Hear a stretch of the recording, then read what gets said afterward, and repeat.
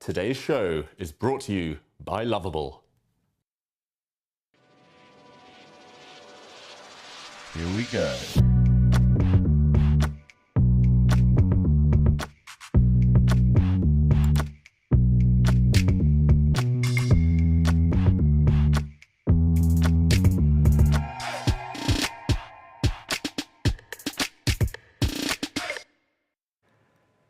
And a warm felt welcome here to Take Studio. My name is Sverre Krogh Sundbø, and David Howell, he's decided to take a vacation, so we brought in the best of the best here. We're going to see that, but first, we have a lot to look forward to today. It looks like Farouche is almost getting it done on the board. Should still be a draw. He's losing now suddenly.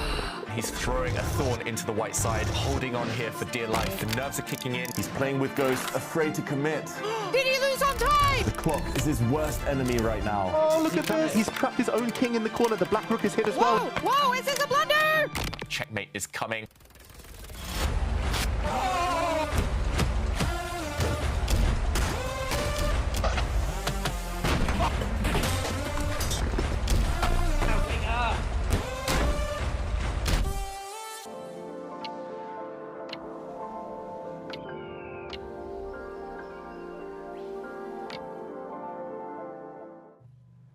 And I promise you guys the best of the best, so we brought in GM Robert Hess. Welcome to the Take Studio again. Thank you so much for welcoming me back. I guess I didn't do too poorly, so I was welcome back a second time. But it's always great to cover Title Tuesday here. It's not about doing well or poorly, it's about having a good time. And I think we're actually sharing that now to the audience, the fact that we bring in the people who create the most entertainment for those who are sitting at home watching. It's going to be a bit of a different day, because as you know, there is a huge tournament being played right now in Cyprus. It's a candidates tournament, so there's 8 players we're quite certain is not going to play Title Tuesday today. Oh, you never know. In this day and age, they complete their game in the candidates, they sit down, they're playing Faustino Oro and Levon Aroni in Title Tuesday, but in all seriousness, that opens the field up for quite a number of young talent and for veterans who are trying to get that first Title Tuesday victory. It's going to be interesting. It's 15 minutes until we start play here. I figure we could take the time now to just go a little bit through the candidates so far, because it's quite interesting. If you asked a lot of people 3-4 months ago, people were kind of thinking, okay, we're likely looking at a Caruana Nakamura type battle here. There's other players who's really coming up strong these days, aren't there? I think it's a common misconception, right? People see the highest rated player and assume that player is going to win this event and then go compete for the World Championship. But there have been many candidates in the past. The number 1 seed doesn't always win. Otherwise, Levon Aronian would have played for a World Championship. And Levon, who was number 2 in the world for a long time, unfortunately couldn't get through the candidate stage. And it's not just about him, many others. So this is just such a common misconception. And the field is quite open. Who's your outsider to go and make a splash in the candidates? Well, we're only 2 rounds in. We have the 3rd round going on right now. I mean, you see the youngsters. You see Pragnanda, who I guess has some experience in the candidates now. It's a second go-round. And Javakir Sindarov, his first candidates. But boy, those two have such a fun battle going on in this 3rd game. Yeah, because they're both at 1.5 points out of 2. And right now, they're really battling it out. Can you say, let's just do a little bit of a head start, talk about the candidates. What do you think about that position right now between those guys? Ooh, the candidates, first of all, is so fun because you have 8 players who play each other with each color. So if you lose, as Hikaru did in the first game against Fabiano with black, you'll get white against him the second go around. But in the case of Javakir and Pragnanda, I mean, we have the board open here. It is pure pandemonium, and I don't say that lightly. I mean, there are pieces flying across the board. I have to do a quick count. White has an extra knight, but black has a few pawns and a way safer king. So it's hard for me to evaluate this position. I can see, I look with an engine, see what the bar says, but when the bar is hovering near the middle, that means the players are having a free-for-all. Yeah, and also when they're playing on 99 accuracy, it means that they're obviously in prep, it seems, but it's just looking crazy right now. Well, you'll be surprised. Sometimes they like to pretend it's preparation. They stumble into something that's exciting, but these players are so strong, they can gather themselves in a hurry. Like they may be looking at a position and saying, oh goodness, my king's wide open, but I have that material, and they kind of convince themselves sometimes they can handle it. But at the end of the day, that often proves true. It's going to be fun. We're going to keep you up to date if something special happens in those games as well. But right now, let's take a look at the total standings for the Champions Chess Tour. Champions Chess Tour total standings, where we have also the points added in from the different events that count towards the Champions Chess Tour. So we exclude Magnus Carlsen, Denis Lazovic, and Alireza Firouzja, because they're already qualified for the EWC. But we have Hikaru, who's picked up the extra points from the Speed Chess Championship. Same with Caruana, Niemann, and Wesley So. So that leaves us with this following standing. Really interesting to see this. I mean, usually we see a car in first, but not with this little asterisk that Magnus, Dennis, and Alireza, they're already through. But you see a whole host of true competitors there. Like I circle number 5 there. The man from Poland, Jan Krzysztof Duda, he's an absolute beast. We sometimes forget about him because he goes inactive for a point in time. But look at how strong he is in 5th place. He's doing really well this season. And we see Wesley. He needs to pick up some more points on other things than the Speed Chess Championship because I think the global chess.com championship is going to be important for him. And he knows how to win that event. I have to say that Wesley, he loves rapid time controls. He also did just win the American Cup. That's over the board, but it had a mix of classical time controls, the longest time control, as well as rapid, which is a quicker pace. So Wesley, he needs to play a bit more. He needs to score some serious points, but I think he's got his eyes set on the global championship. We don't see him that often, though, in the Title Tuesday play. Let's take a look at the format that we're going to be playing here once again for Game Week 5 of this 3rd split. We play the 5+0, no increment time at all, 11 rounds, and then we see the points that is awarded to this Champions Chess Tour system, where you get 10 for first, 7 for second, and so on until 1 point from 8th until 10th. How do you like that time control? Do you enjoy it, Robert? You know, there were some complaints early on, but I think the players actually do quite enjoy it. Flagging somebody when you're both down to your final seconds, and you may be down a queen, but you still win because you're the one with time left on your clock. It can be exciting. I know there are purists out there who are saying, oh, but the players, they should play out every endgame. There's actually quite little difference often between 3 minutes with 1 second bonus time per move and 5 minutes to start with. Like, you can get a better start to the game with more time on the clock, and then, well, you have to keep pace because otherwise you're going to lose not on the board, but on time. Is there such a thing as a dirty flag anymore? Yes, absolutely. Absolutely. I mean, it's a good question, though, because it happens so regularly that maybe I need to change my thoughts about this. I think I remember the one Title Tuesday final match between Grishik and Magnus, where Magnus flagged Alexander quite dirtily. And I think that Grishik, if you ask him, would definitely say that yes, there is such a thing as a dirty flag. But we shall see. Let's take a look at the standings now with this spring split 3 standings. And we have the young Indian with 17 points there, Nihal, who's ahead of a trio with 10 points. We know that Sindarov is probably not going to do quite well on this standing jump today because he seemed to be playing a pretty good game by himself right now. Yeah, he's a bit busy. I mean, Nihal has been busy racking up the points. And the players in second and third, Sidapov and Sina Movahed, these 2 players are really strong. They may go under the radar because their classical ratings aren't in the 2700s. But Sina in particular, he's very young. He's in 3rd place from Iran. He's somebody who has won Title Tuesday and can win a number more. It's really interesting with Movahed. It's go back a year. It's really hard to pin him to any kind of, well, at least for us chess fans who don't go close up. But the pace that he's moving right now is so extreme. How long do you think until he really becomes someone to be reckoned with within the candidates in those kind of tournaments? You know, I struggle to prognosticate because somebody like him, and he's got so much talent. And, you know, you see the flag next to his name, a youngster from Iran who also was able to skyrocket, ascend to the top, was Alireza Firouzja. And Iran is very strong in the chess world, Parham Maksudlu and others. So there's the infrastructure in terms of the chess community there, but it remains to be seen because it's not just about how talented you are, it's also about the talent of people you're facing. And if they're getting increasingly strong as well, it makes it harder to move on up. And so I think that he, of course, can reach into those 2700s, but it's hard to predict for each individual player. I will point out one thing, though. The person on top here right now, Nihal Sarin, I mean, if there was one person who I found to be the most excited about being in the EWC last year, it was this Indian. He was living the whole idea of merging the esports with the chess. And I think that he is so motivated to qualify once again to that tournament. And that bonus, it's really becoming something to strive for, isn't it? And I would say that Nihal's justified his rhythm. And what I mean by that is he actually was part of this young contingent of successful stars from India, right? That generation that Vishy Anand inspired. But then people are like, he's playing bullet chess. What's he doing? Why is he playing so much blitz? He's winning Title Tuesday. Okay, but then what? Speed Chess Championship? Oh, a top 4 finish when he's a teenager? What's that got to do with anything? But the truth is that these successes online they build confidence, but they also build chess strength. So for a player like Nihal, who's now at his peak rating over the board in the 2720s, just look at the live rating list, right? He is up there now, so I think he has really justified the way he has played in the past. And also someone else who we only saw playing online for a long time, Denis Lazovic, who's now really showing what he can also do on the board. Yeah, this is another player where people are like, who is he? What's he doing? And then if you look at the World Rapid and Blitz standings, every single year, he's gaining tons of rating. He's near the top, beating these top players. And the key to Denis, he rarely loses. Has such a solid style. Looking at the players who signed up so far, I mean, that's why I thought of Lazovic, because we see him kind of standing out a little bit here. It's so far, the biggest names have yet to arrive here. Well, it's funny because there's some names that I'm very happy to see. And I see Georg Meyer there with the Uruguayan flag. He is a longtime top competitor who has a full-time job. So, they talk about who's the best amateur chess player.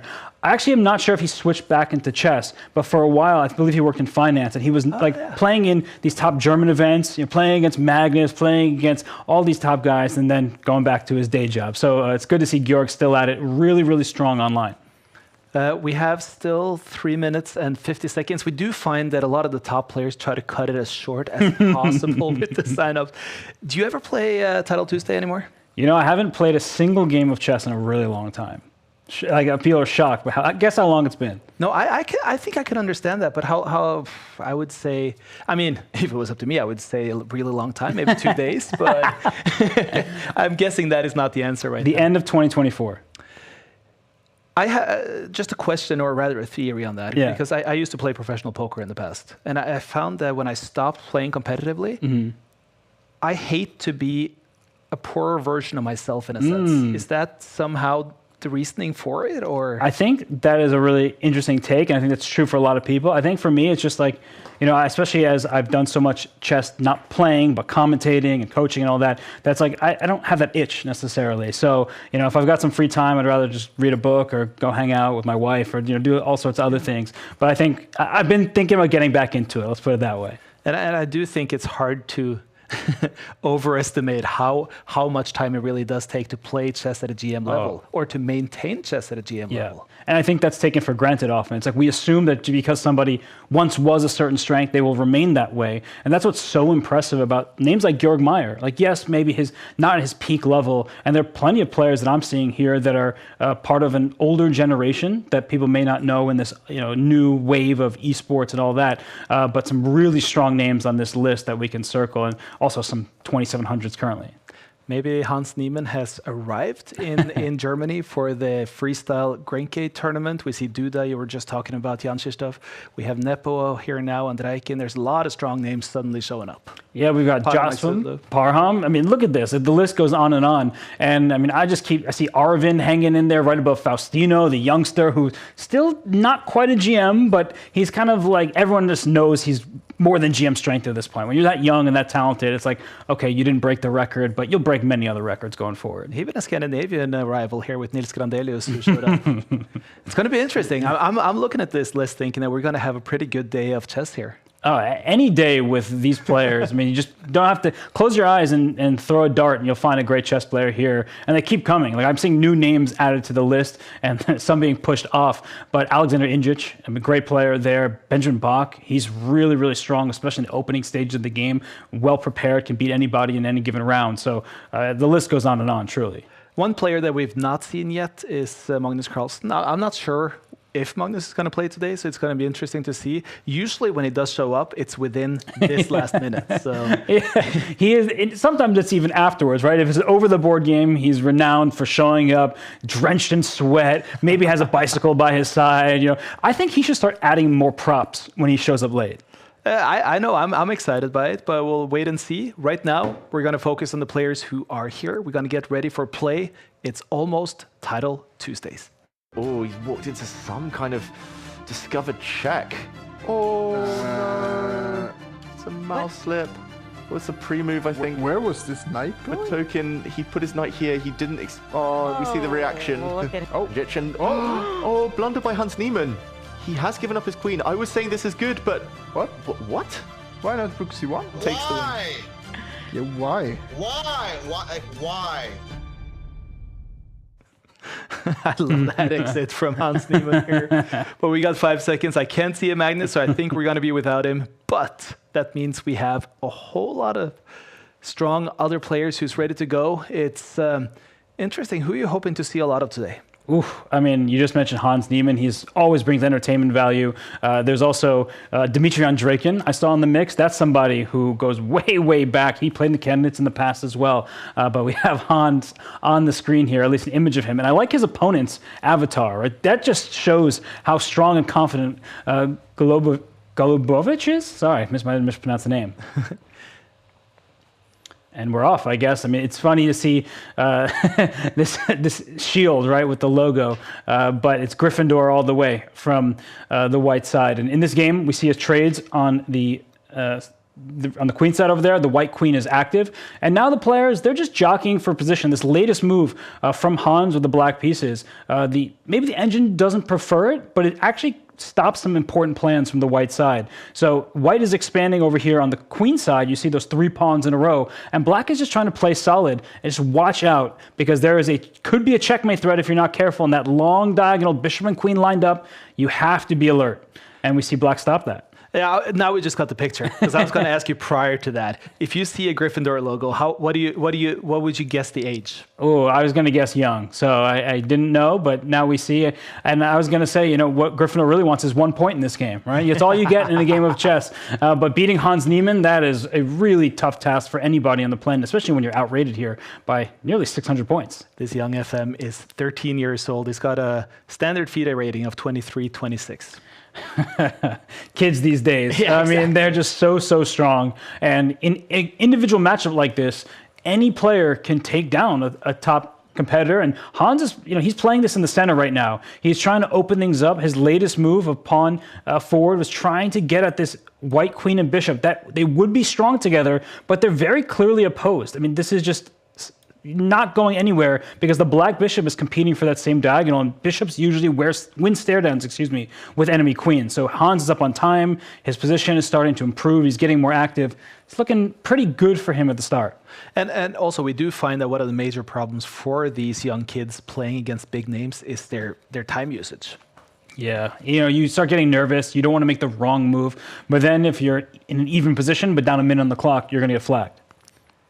3.5 minutes left for this 13-year-old from Croatia, whereas Niemann has only spent 34 seconds to begin.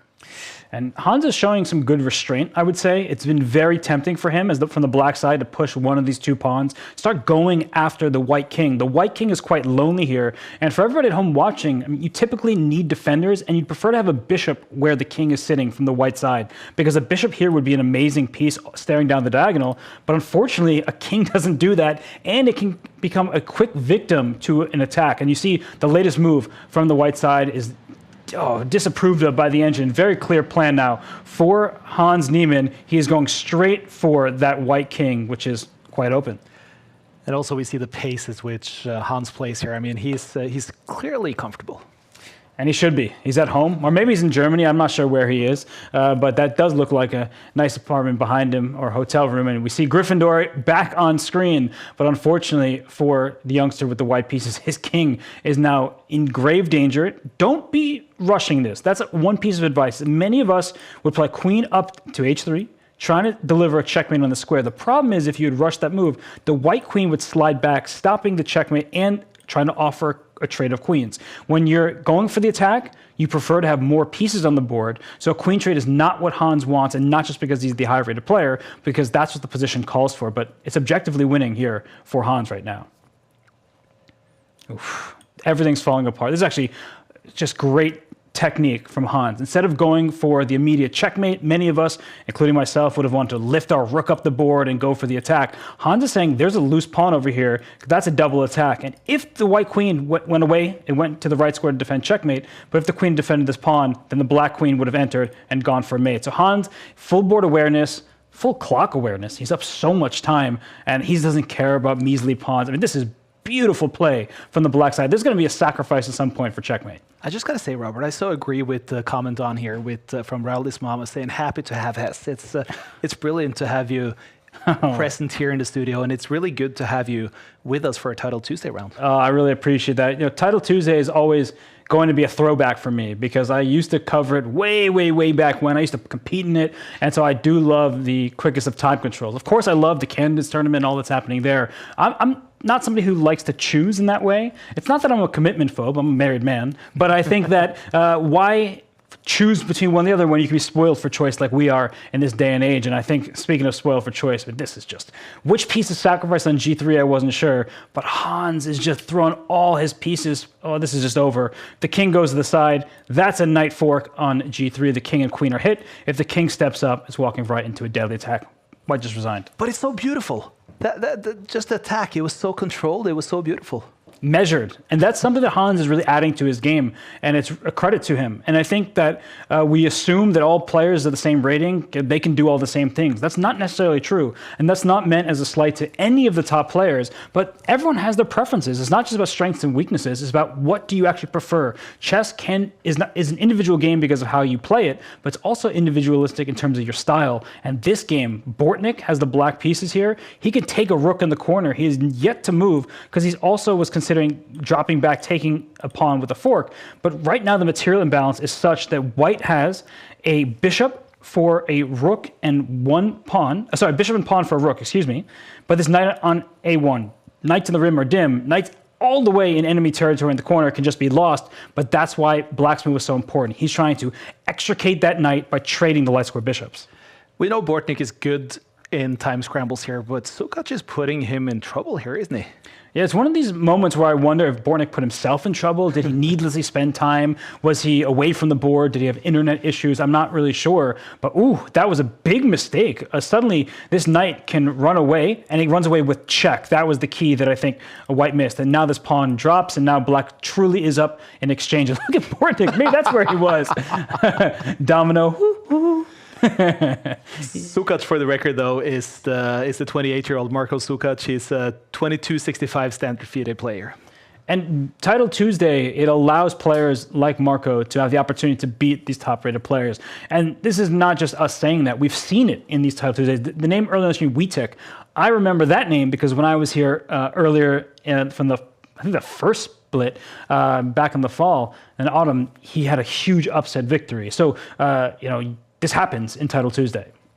Which is also what is beautiful about this format, having all title players really being able to compete on the same level. Oh, for sure. And well, I mean, the only thing that's not level in this game is the time and the fact that black is up a little bit of material. But I would be worried if Bortnik weren't Bortnik. And what I mean by that is he's a speed demon. He's a world-class bullet player. You can ask Magnus about that. And he knows full well. They have so much respect for Bortnik in the chess world. And right now, he's trying to play as quickly as possible. And he is causing his opponent to ponder each and every move. And that's not good when your real key to winning from the white side is on the clock.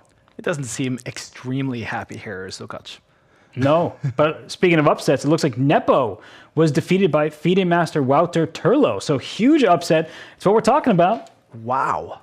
And Bortnik doesn't want to make this a daily double. Like he's sitting at looking at this position. He wants to go for the attack, but he also has to continue keeping an eye on his clock. 38 seconds for Alexander Bortnik is an eternity. For a player like myself, I get a little bit nervous. I start wondering, do I have enough time to convert my advantage? For Bortnik, he's like, 35. I usually start the game with 10 seconds. That hyper bullet is my calling card, and this is going to end the game. Rook h3 check. It's there right now. Wins a queen. Speaking of these young kids, I mean, here we just saw this Turlo who defeats Nepo. He's, a young kid on his way up. It's hard to evaluate their strength as well because it's so rising with every week, every month they're playing. No, you can't just say this player is 22, 2300. You have to look at the trajectory and the opportunity. And Bortnik, he took this opportunity to win all of white's pieces, but we see the games that have been going on, huge upset towards the top, and Nepo's lost. But otherwise, It seems like... Look at the fourth game here. Oh, let's bring it up. I think we can indeed. It looks like Denis Lazovic, he might be having some swings in his game against Maroon Tomb. So a candidate master is trying to deliver a knockout blow. Tomb is an amazing last name for a chess player or a first name. I mean, just amazing name. And what's going on here? Wow, it looks like both sides have passed pawns. I like to say that in the endgame, it's not just about the pawn quantity. Black is up a pawn, so you think black should be winning, but white's pawns are very quick here, and black to move, hasn't decided which direction to move the king in. King up to g4 does attack a pawn, but it gets in the way of any attempt to then run after that pawn. So we see the clock. Time is being spent. What's going on He here? needs to move. He's going to get flagged if he doesn't start moving. Yeah, Denis Lazovic also is a speed demon. He's now winning over the board, or I should say much better, when the white side. And the reason why is this pawn will collapse, and then the next pawn is in trouble. So both sides are actually playing this, very tough endgame as best they can. But now white is up a rook. That rook is going to stop the pawns, and black is not in time to stop that runaway pawn that's become a queen. So you can see the upset on Muruntum's face. But this was a brilliant game as well. This is really entertaining. Yeah, we are definitely entertained here, but unfortunately for Muruntum, entertainment doesn't score points. And look at the top. Brilliant! With the alien, in with the win. And that's funny because as soon as I said entertainment doesn't score points, we see Witty Alien score an upset victory over Super Grandmaster Arvind Chittambaram. That's a huge victory for him. I'm sure that will be made in a YouTube video. Yeah, I mean, I'm sure he's streaming right now with what is going on. So, and I'm sure he played some kind of crazy opening where he got as many double exclamation marks as he possibly could.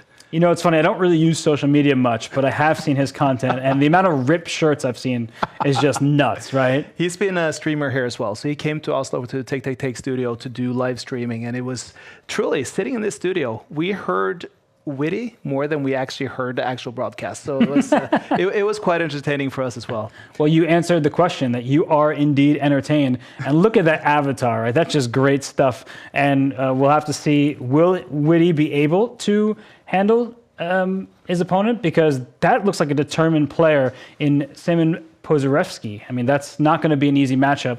And we can actually watch these games as they unfold. But people sometimes forget that, Witty Alien is witty and is good at chess. It's not just like an act. He is a very strong player and can beat, and has proven it in the first round of Title Tuesday, does beat top players when he is at his best. And right now, he has the black pieces in this game. So far, a very solid start. I wonder if that influences a player like him, where you get this victory, and now you sort of like are into the tournament, and you just want to keep it going, and you don't want to play crazy stuff, but you want to play solidly. Absolutely. But one thing I can guarantee is if Witty Alien gets players into his openings, that's when you know you're in trouble. So, I mean, he does have these crazy ideas, but you need to be a very, very strong player to be able to counter them, though. Absolutely. And, his openings are quite offbeat, and some would have called them in the past dubious. You would see that in books, like, question mark, exclamation point. But he knows them really well. So even if the engine suggests that his opponent is better, the players are at the board doing the work themselves. So for Witty Alien, I'm sure he's jumping around, ripping a shirt. But what I mean is he's a serious chess player as well. So he has this balance of being an entertainer, of being a content creator, but he's a very strong player. And from the black side of this game, against 2,900 plus FM, he has done everything you could ask for. He's developed his pieces. It's like I think almost fully symmetrical position, except for the placement of this white rook here, and now the queen for black. But both sides are just like developing, putting their piece on natural squares, and they're not flinching. Like, who's going to take which piece first? Magnus Carlsen has joined for round 2. Oh, wow. So he's late. He's late. Better late than never. In. Okay, Magnus Carlsen. Means that, well, we know that he is the kind of guy who can go 10 for 10, and actually, that would be insane. Because you would kill your tiebreaker record as well by not playing the first one. Yeah, actually, not playing the first round could, sometimes almost eliminate you from getting the victory if other players are also in good form. But I think that Magnus, he will have a chance, because when you win your games, you'll start playing those people who are undefeated. So, I mean, Magnus, it's always great to see him playing. And this game, I feel, the question that Witty asked, are you entertained? I'm going to be honest, where are the sacrifices? Where is the, commotion? Is this what I'm allowed to say? He's playing black. No. Well, actually, I don't watch enough of his. I know he's got this line against the Karakhan from the white side. Does he have a similar thing from the black openings? I guess maybe we have to ask people who are watching, who are also followers of his channel. Oh, this is like high-level chess, but it's just, little incremental progress here and there. White has more space, everybody, on a serious, trying coaching note, that White has more space. And it's official, Witty is shirtless on his stream. For those of you who wants to watch Witty as well, he's ripped off his shirt already, and the whole chat is just filled with exclamation marks there. So hopefully he turns on his camera here as well, so we can see that soon, because that would be highly entertaining. Yeah, he is playing some good chess. So the jokes aside, from the black pieces, you asked the question. It's a very fair one. I mean, in the game of chess, White often determines the trajectory of the game. You have the first move. You can steer the ship a little bit. And right now, Seaman Pozarevsky playing really well from the White side. He's gained a lot of space here. Black is just shuffling about. You see the queen infiltrate. It can't necessarily win anything. And Woody says, anything you can do, I can do. Well, he would like to say better, but the engine is still favoring White. But that's an interesting move from him. I think White can continue advancing pieces as he does, but Black is shuffling back and forth. And time will play a part in this game, because breaking down Black's forces from Woody Alien, I mean, you have to be from another planet to do that, because against a player strong as him, without a clear target in the position, everything is defended. Literally every piece defended at the moment from the Black side. Good luck trying to make inroads here. I think that he's acquitting himself quite nicely from the Black side, and this would be another great result for him if he can hold this game. 3 minutes left on the clock, 2:41 here for Pozarevsky. It does seem to be interesting. It is a level battle between two very sturdy competitors. I think we could say that much. Speaking of what is not a level battle, I figure I just have to add the fact that Caruana has been pushing in the candidates against YE today. It does seem like he's gaining at least a computer advantage right now in that game, in what seems to be an otherwise quite equal game in the candidates. I was looking at that game earlier, and Fabiano did something that I've often advised, but I'm often too nervous to do myself. If an opponent is going to play a kind of gambit or give a couple pawns for compensation, take it and make them prove it, especially on such a big stage like the candidates, where every single win is of vital importance. I think that Fabiano, he took a couple pawns, he's running with it. Still a lot to prove in his game, but you have to give a shout out where it's due. I mean, Fabiano, he's looked good. I know Hikaru said Fabiano's endgame technique wasn't perfect in game 1, but it was good enough. And in game 2, he held with Black, and here in game 3 with the white pieces against the Super Grandmaster from China Wei. I mean, that would be an amazing result. And I think everyone would be looking at Fabi as a front runner in this event. They did before the tournament, but now they'd be looking at the standings and looking up at him. One thing that I really appreciate about chess as a whole is how the game style can be so different from the personality type. And now I'm referring to actually Wei Yi, and how he can play so aggressively and so creatively and still be so humble and so kind and so calm at all the situations, personality wise. It's sort of the opposite. Oh, I guess this sounds harsh, but for example, Anish likes to troll on social media. He's very talkative, but his style is actually a lot tamer. So maybe some players really act or are quite different than their chess style would indicate, even though all the great predecessors used to say, no, chess is a representation of life. But no, so many players have a completely different personality versus what you could call their chess personality. At least we got one camera up here, it's Pozarevsky, but we're still missing Witty Alien. Well, it's good that I see his stream open over there, and he is just having the time of his life, as he always seems to.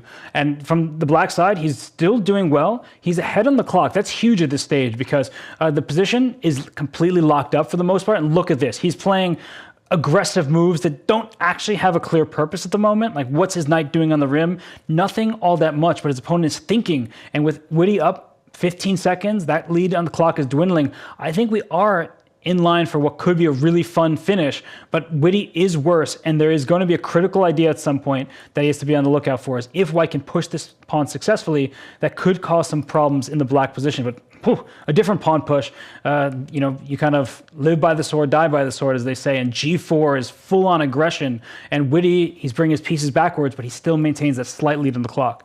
Yeah, because I was going to ask you, are we building up for what is going to be a time battle that may end up with a flag here?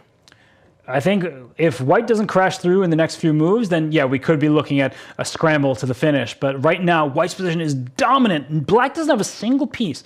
Just look at that. Across his own third rank. Black's pieces cramped in there defensive. White has all of these pawns. And the problem when you have such a nice looking position is you have choices.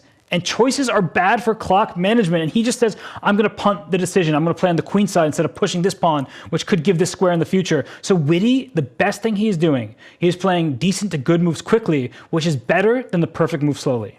But Witty strikes me as the kind of guy who is pragmatic when it comes to those kind of things. Now you see he's just moving his knight back and forth as well. Yeah, he's doing a little song and dance with that knight, and the knight is going to e8 back to f6. These squares here, you see they're bit of a repetition, but white may have something up his sleeve if black just continues to repeat, and white has pushed pawns forward. Pozharevsky could break through, and what he did is he repeated because it actually wasn't dangerous to repeat. What I didn't like was that he spent quite a lot of time doing so. It's easier for me to say, I don't have the responsibility, and speaking of responsibility, this pawn was loose for a turn, wasn't captured, and now that strike, I was talking about this a while ago, it happened, and that is mission critical. This rook is loose, only one defender, and there are two attackers here along the file.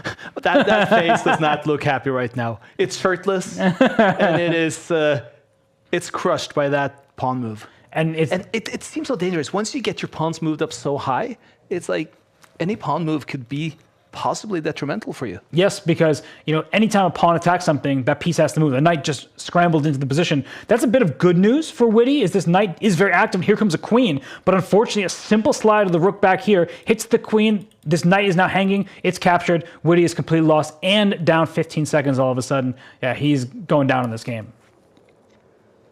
Oh, his king is just wide open as well. I mean, it went from bad to completely lost in just a couple turns. And there's a check. Oh, no checkmate because the queens were traded. That was a little sneaky thing. But unfortunately for Witty, he spent too much time trying to defend his king. And now it's checkmate in one. Game over. But this was brilliantly played by Pozharevsky, though, because he did have to break through here. What was a really strong defensive stance from Witty. Yeah, he played really, really well. And wow, what is going on here? All the pieces are gone. White just giving away every single piece, but also down a queen and down on time. I think we can safely assume that this is going to be a flag. And I like the laugh that comes after as well. Yeah, he made us laugh. I mean, Eric Rosen, he likes to go for stalemate traps. He's known for the Rosen trap, and he was going for that here, right? If just a couple things went his way, the white king would have no legal moves, and that could be a stalemate, but not going to happen against Denis Lazovic. I was just going to point out here, we see Denis Lazovic may have been frozen at the end there, but I don't think there's a trophy cabinet that's more well-known than Denis Lazovic's, because we saw him for so long, only that one room where he played all his chess. Sure, we know Wesley So's trophies quite well after some years as well, but when it comes to Lazovic, it's just, I feel like I know his room so well for never having been in Belarus. I used to feel that about Arjun Erigaisi as well. Like there's a bit of a trophy collection there, and they keep adding trophies. But the good news for them is now they're at the age where they're winning money instead of physical trophies sometimes. So, well, speaking of money, we're getting closer to the money rounds. Not quite there yet. I thought you were going to say, speaking of money, here's Niemann. Yeah, I mean, does anyone in chess have the nickname Money? Like that'd be a pretty cool nickname, right? I feel like in sports, people get nicknames like that. I don't think anyone has that here. Also, kind of few nicknames in chess in general, right? That is true. That is true. Maybe you can start adding to the list.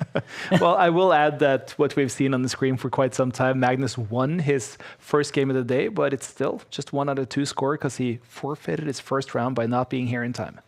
And the matchups get more difficult for Magnus, right? You win a game, you win 3, then you start playing all these tough grandmasters that are in the field. And this is a matchup of tough grandmasters. So Hans Niemann, he doesn't really need much introduction, but Martin Kravtsev, his opponent, does. He's a very strong player from Ukraine. I mean, he knows his openings extremely well. That's why these players are, I would say blitzing, but it's kind of like bullet at the moment, the speed with which they're playing.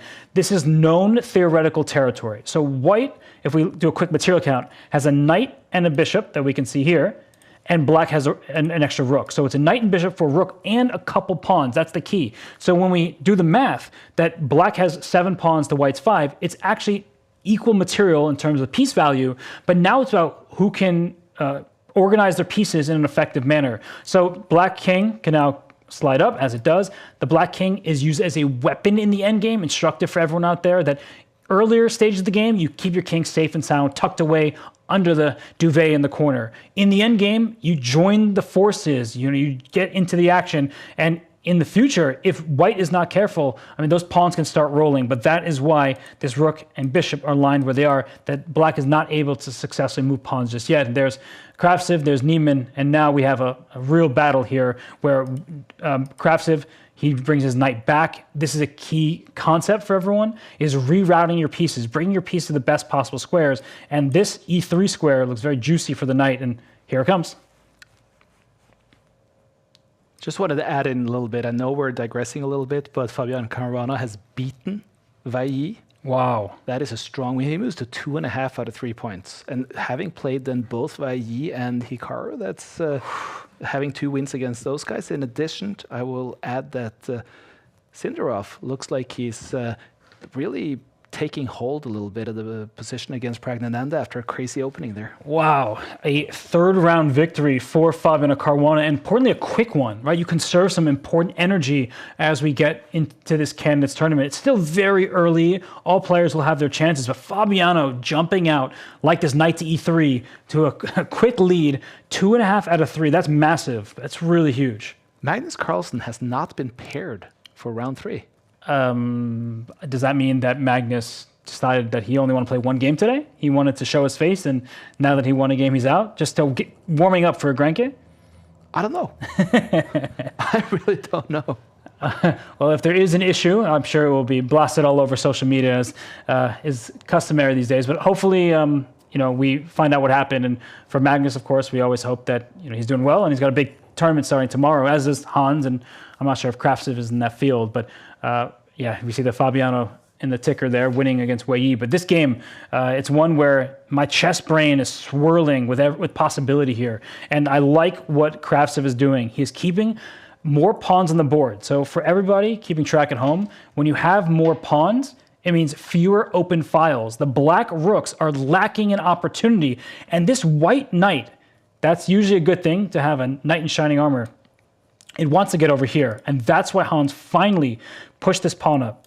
He says no to the white knight galloping forward. The black king steps to the side. Maybe this next pawn will come. White's pieces are very awkwardly placed. All of a sudden, I wouldn't be surprised if Kraftsiv just shuffles back and forth. That was a very risky-looking move from Hans, but he's bringing his second pawn forward. Mistakes are happening in this endgame of this stage, but I hate the location.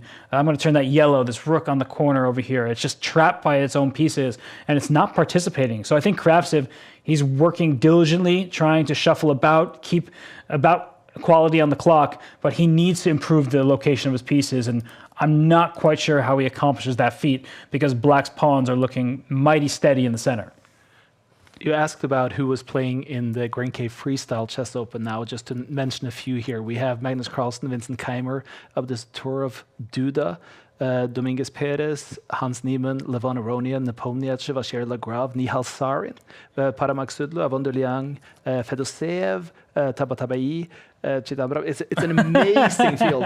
Amazing field. I was wondering when the list would end. I mean, just such a fantastic player after fantastic player. I mean, it promises to be super exciting. I'm really looking forward to watching that. And there's also the freestyle. There's the open classical chess alongside it, which will feature many strong grandmasters as well. But a lot of players in Title Tuesday, I guess, will take part in that starting tomorrow. But how lucky are we in chess these days? We have all these guys playing in Title Tuesday. We have a candidates going on at the same time. And then tomorrow, or 2 days, sorry, we get the most amazing field play in a freestyle tournament. Right now, it is mayhem for those who enjoy watching chess. Oh, yeah. Every day there's must-watch games, must-watch television, if you will. And I think that for a lot of the fans, you're just treated to such amazing chess day after day, all the time. They're a great tournament. Even those that don't have the implications of a world championship spot on the line, there are so many great events coming up. And, it looks like Arjun Erigaisi, I mentioned his trophy case. He's trying to add another Title Tuesday to his list of accomplishments. He's also then missed round 1. Oof. Hans Niemann, though, just in complete control. This game got out of hand. I mean, White's pieces were stuck. Black's pawns started mobilizing. And Kraftsiv knows, look at him. That's a guy who knows that this game is completely over. Yeah, but isn't that one of the things that has really defined Hans Niemann's rise to the top as a player lately? That he's become so methodical and stable in the way he's doing things? It's huge. For any player who, just kind of skyrocketed in their teenage years. And like inertia plays a big part, playing in enough events, playing. Well, for him, it also was so many out of board or outside of board issues that would affect you. Oh, absolutely. I mean, to go through all of what he went through, regardless of anyone's take on it, that's just so much to deal with. And so for Hans, I mean, the way he's been playing over the board has been more measured. It's a really good word for it. And, he is becoming increasingly principled. He's not taking needless risks. And that's actually what plagues some of these players, is they're playing for victories instead of playing for the best move. And often those two go hand in hand. But if you're playing for result, you're not playing chess, which is a very objective game. And so, Hans gets another victory. He's such an amazing player. And he's just, starting what's going to hopefully a long career. Oh, speaking of long career, Alexander Rustemov here with the white pieces in this game against Jan Shistov-Duda. Rustemov, a well-respected grandmaster, plays online all the time. Like, he is a true veteran of the game of chess. And with the white pieces right now, he is better, and he's showing that technique. He is trading queens, which was a bad decision at this moment, but look at that. I knew this is what he had lined up. He is saying that I'm going to be better in this endgame because of the placement of some of the pawns. The knight can maybe reroute to a good square. The white rook is a bit more active. It does look like black should hold because this rook can go to squares like this. But I think that Rustemov, he's trying to use the clock as a weapon, even if now his position is no longer advantageous. But I love that if you looked at these guys' video stream and guessed which player is going to use the clock to flag the other guy or try to build up towards it, I'm not sure that Rustemov would have come first to mind. No, I mean, we spoke about Duda earlier. He is just one of the absolute best in all time controls. But Rustemov, he's not one of these players who is part of the generation where, you say, online, that's not for me. If you look at the top games on chess.com, he's always playing. He is just someone who loves the game. He is such a strong player, has been for many, many years. And he knows that this endgame is objectively sound. You see the bar, it's even. But look at the clock, it is not. So who's playing for the win here? The guy who's up a pawn or the guy who's up, 5-6 seconds? Oh, black is going for it. This is a big moment for Duda, but he needs to move quickly, and he does. Important pawn where the white king is, and white's pawns can march forward. But if the pawn marches too soon, black throws in this very nasty check. So it does seem like black is scoring this victory. Just when I was complimenting Rustemov, unfortunately for him, he bit off a little bit more than he could chew. Really interesting endgame, though. Yeah. Yeah, and part of the reason I love Title Tuesday is the coach in me is I see so many interesting positions. I see how people think with mere seconds on their clock, and that's actually really good material for players out there trying to get better. If you're watching this right now, go back in this game. You saw that it was equal by what the engine said, and train yourself. If you have a sparring partner, put it on a board and see if you can actually hold it, or if you can even win from the black side up a pawn. And Rustemov was letting his clock fall here, but it was a good effort from him until suddenly things got out of control. I do appreciate the take that you gave us, though, from Rustemov so much. How the ability to play chess on a top level every day online and really being a GM and still having good challenges. It must be amazing for those who's not used to finding that level of play on a daily basis. Oh, he is always online. And I say that in a way that's like, I just respect his love for the game, right? That's somebody who is just loves the competition. He's playing in kind of every prize event that's on chess.com as well. So casual games, prize event games, it doesn't matter. You'll see him there. And even Bullet. Still some undecided games, but we're at least starting to see where it's not 3 out of 3 anymore. We're with Waldhausen on 20th, but right there we filled up with all people with perfect scores. And that means that we probably, not guaranteed, but probably have 20 players with 3 out of 3 going into round 4. And we have a great matchup here. Hans Niemann against Nodirbek Yakubayev. I think people used to call him the other Nodirbek, and it's in jest, but I think it is a slight. I mean, this guy almost made the candidates, didn't he, in the World Cup? So he also beat Nodirbek, I remember, in a playoff match. They were tied for first after the event, and he beat his compatriot and friend. So this guy is a top-class player, and Hans knows it. This is a world-class matchup right here. Isn't it funny, though, in retrospect, how crazy that Uzbeki Olympiad win seemed at the time and how natural, it seems, when you're looking at the names right now. Yeah. You got Abdusattorov, Yakubayev, you've got Sindarov, you've got Vokidov and Vakidov. You've got many more players waiting in the wings. So yeah, this is a country that has a wealth of talent.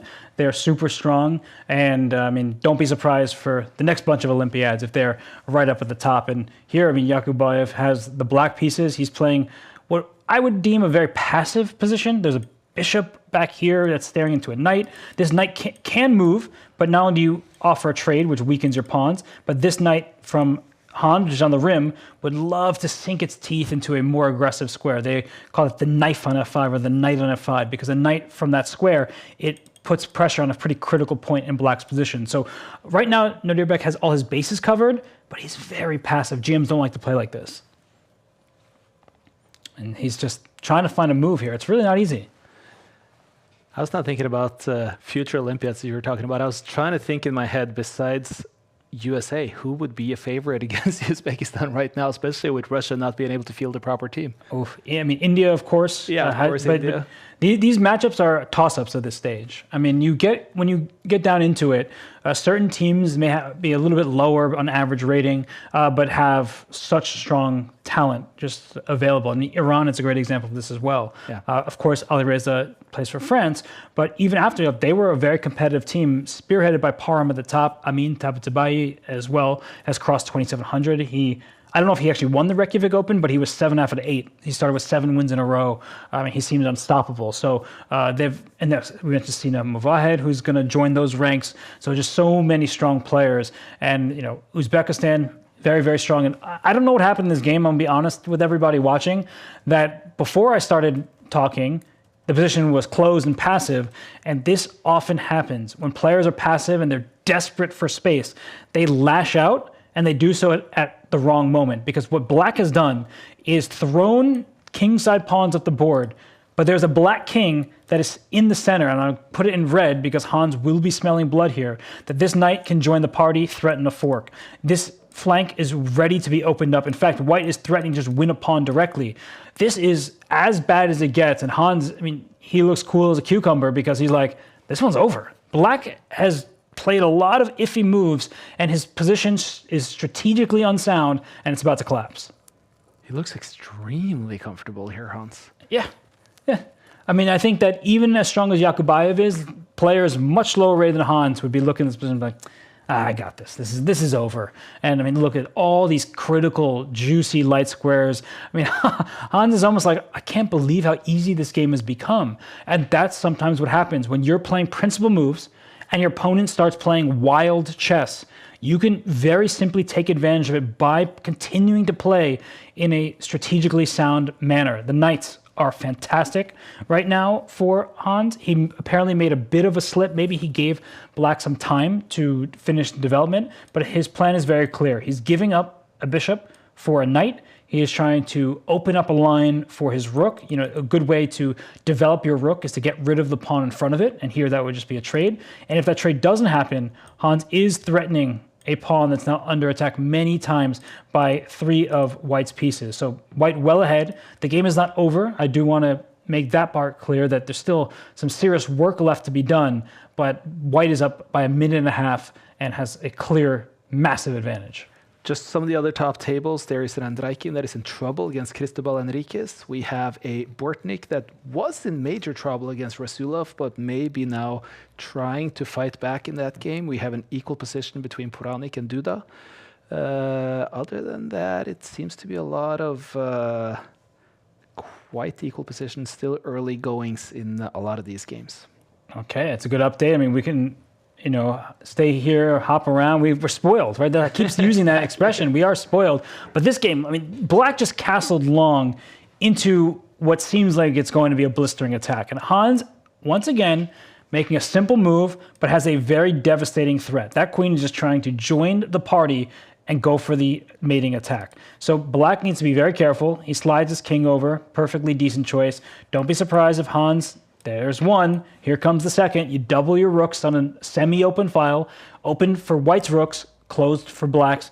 And so black at some point may have to play this pawn push just to save face, just to keep things closed. White will then use another piece to open that side of the board up.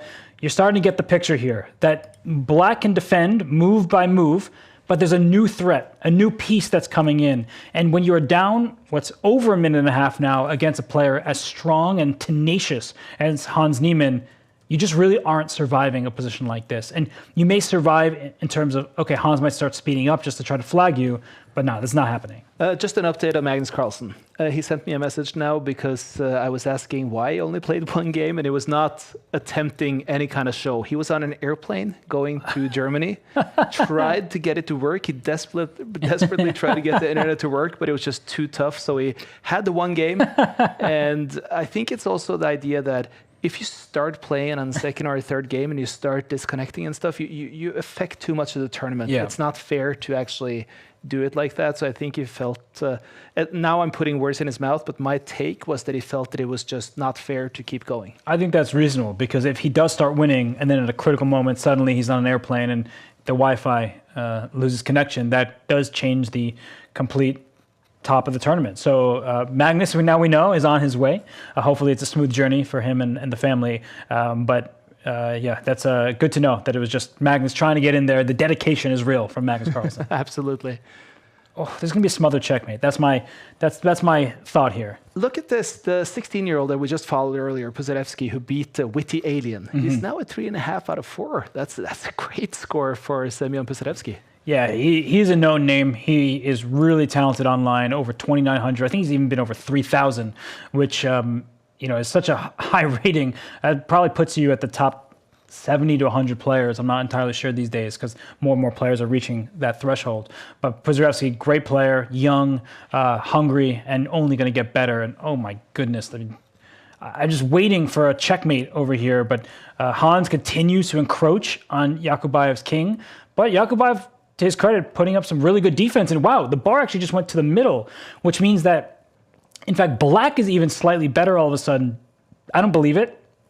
From a practical point of view, given the clock situation, Hans still has to be doing well. But I think the key here is that black's pieces are now freer, and suddenly the white king isn't so safe. More black pawns can start marching up the board. So Hans's king suddenly in a bit of an iffy spot, but he still remains well ahead on time. And ooh, that's a game ender right there. Yakubayev made the move I suggested. That's a double attack that he wasn't expecting for sure. I told you earlier, Bortnik was in trouble against Rasulov. Are we surprised that Bortnik fought back when we're reaching a later stage and won that game? Never surprised when Bortnik wins. Doesn't matter who his opponent is. When Bortnik plays chess, I often expect good results from him. I'm more surprised by what is happening now with Cristobal Enriquez against Dmitry Andreikin, where it seems troublesome for Andreikin. Ooh, okay. Well, now that Hans Niemann, he does pick up a bishop and a point. We can go right there. And Enriquez, he's very strong. He's such a strong player. He's been around for a while. Andreikin, I mean, that guy played in the candidates. Speaking of that tournament, he's done really well in the FIDE World Cup. But right now, he is doing terribly in this game because I can't even count. Is he down 3 pawns? Yeah, that's not going to help. That's not going to happen for him. I think that now all white needs to do is start pushing those pawns up one by one. But sometimes when you have too many pawns, you start spending precious seconds determining which pawn is best to move. And now that Andreikin is actually up a couple of seconds, well, now it's evening back up on time, that does give him legitimate hope because, Cristobal has to move. He's slowing down, and this game is so far from over. He's not going to win a knight anytime soon. Now there are checks. Now the knight's coming in. I've changed my tune completely. I think that before it seemed like it was going to be a surefire win for Enriquez, but right now I'm looking at this and saying there are a lot of checks. You can keep checking. That king can run away, but at some point it's going to become a bullet scramble, and ooh, that might be it though. This knight is coming. The rook is kind of trying to join as well. This e-pawn is passed. So if you can't stop this e-pawn successfully, then the game should be over. But look at him, just being tricky as he can be. But that's that. Well done by Cristobal. Well, I'm still going to wait for this time to finish up, though, even though I do understand what you're saying here, but it's 10 seconds left. You've already called it. Just to remind everyone, we're going to have a short break after these game 4s. And looking at other boards right now, it's a lot of games that are finishing up at the moment. And we have Duda is looking like he's winning now. We just had a win from Enriquez. That's a good game. Yeah, no, Strong win. Yeah, it's a good result for him. And Draken, I'm not used to seeing his like king side so collapse and down so many pawns. He's a very solid player. But when you play someone like Enriquez, I mean, he can beat anyone. I say that time and time again. It's just true. And we just see the standings now. I mean, lots of players there huddled up with 4 out of 4. Some big names for sure. I think Duda is going to be probably the 9th name to move up to that 4 out of 4 list. We have Maxudlo, Enriquez, Drigalov, Bortnik, Ohanyan, Nguyen, and Minle, and Niemann. It's there with Duda to finish it up. This is set up for the perfect day. We're going to have a lot of entertainment today. But before that, we're going to have a quick little break.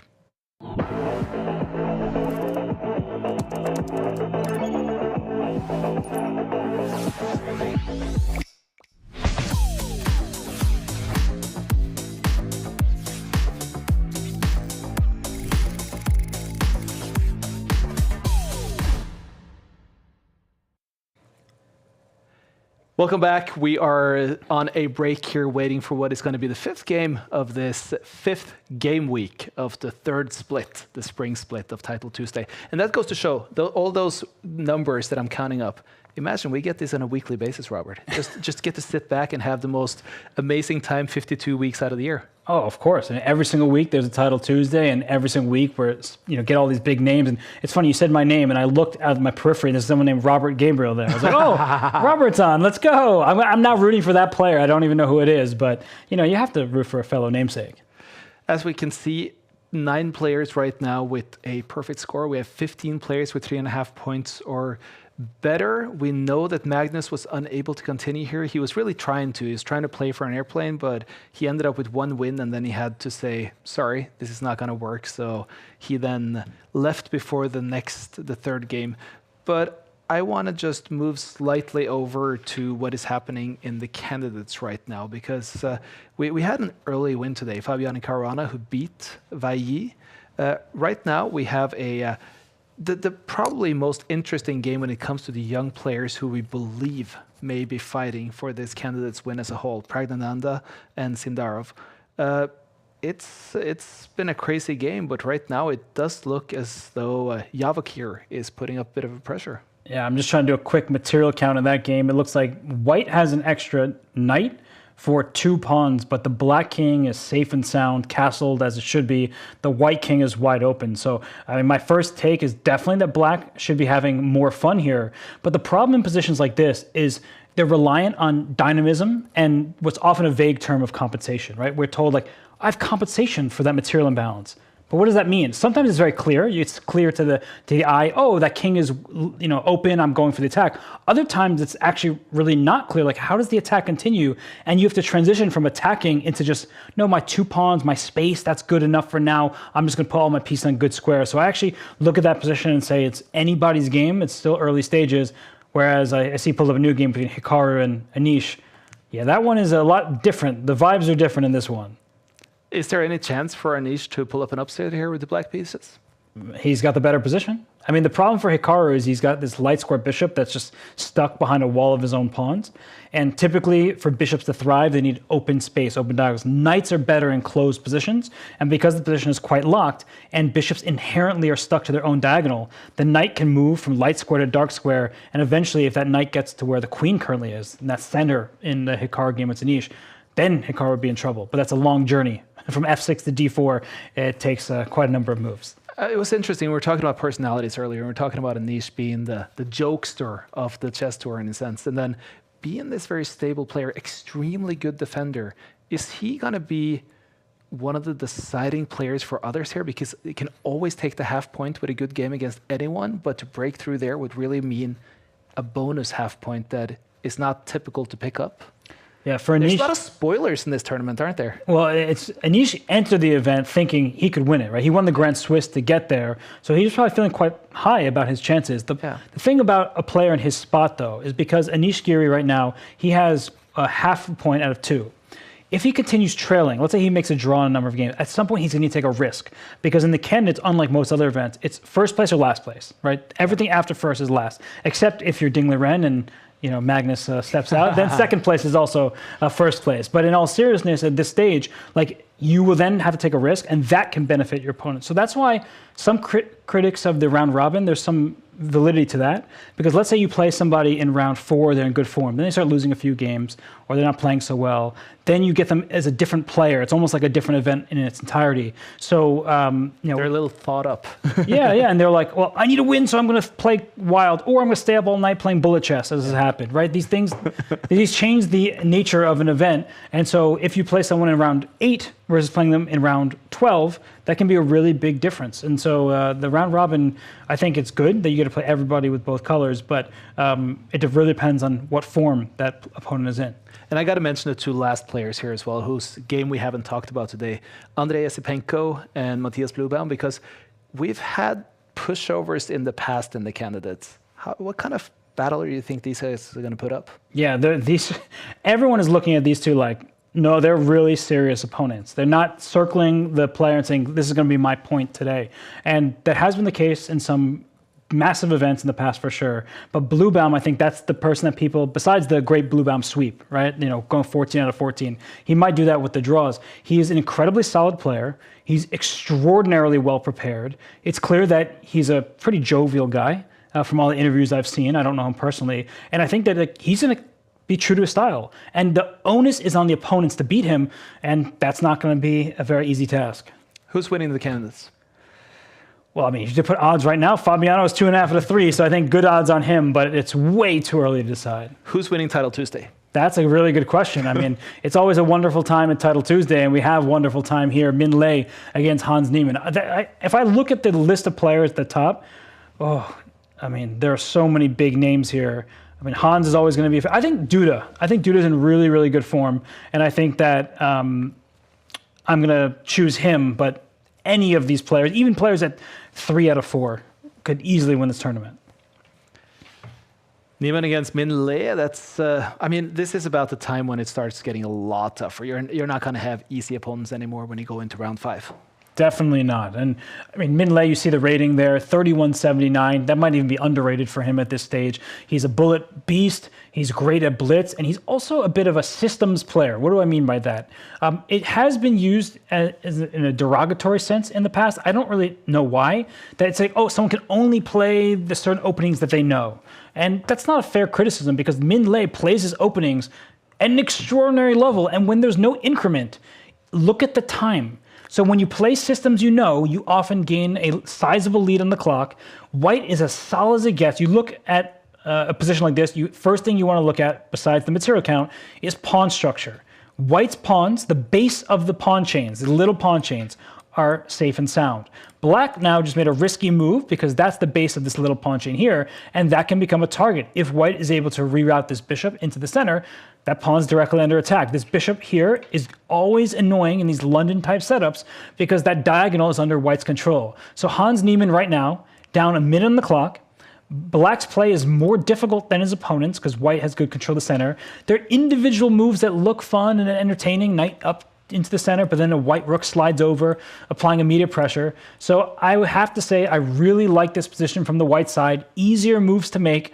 I think right now this move here from Min, bringing his bishop forward, threatening to get this queen and this pawn, that looks really good to me. He can also decide what he wants to do with his rook in the corner. He doesn't have to stay there for the whole game. So many different options here for Min. I think that he really needs to keep the pace. That would be the biggest thing for his winning chances.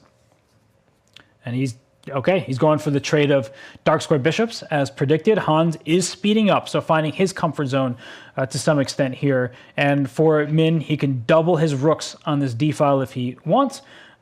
This rook can come up, a second rook can join the party. That is a bit dangerous by advancing your rook so far just because they're easier to target. But I think right now, you couldn't really ask for more from Min Lei, but I do think him slowing down, that is now playing to Hans' benefit. He's almost like smiling over there.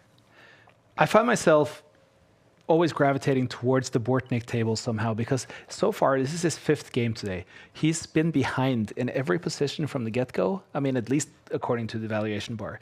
And we saw him in the first game where he seemed to be much more concerned about drinking his Starbucks coffee than he was about playing chess for some time. He is such a relaxed character. It's almost scary.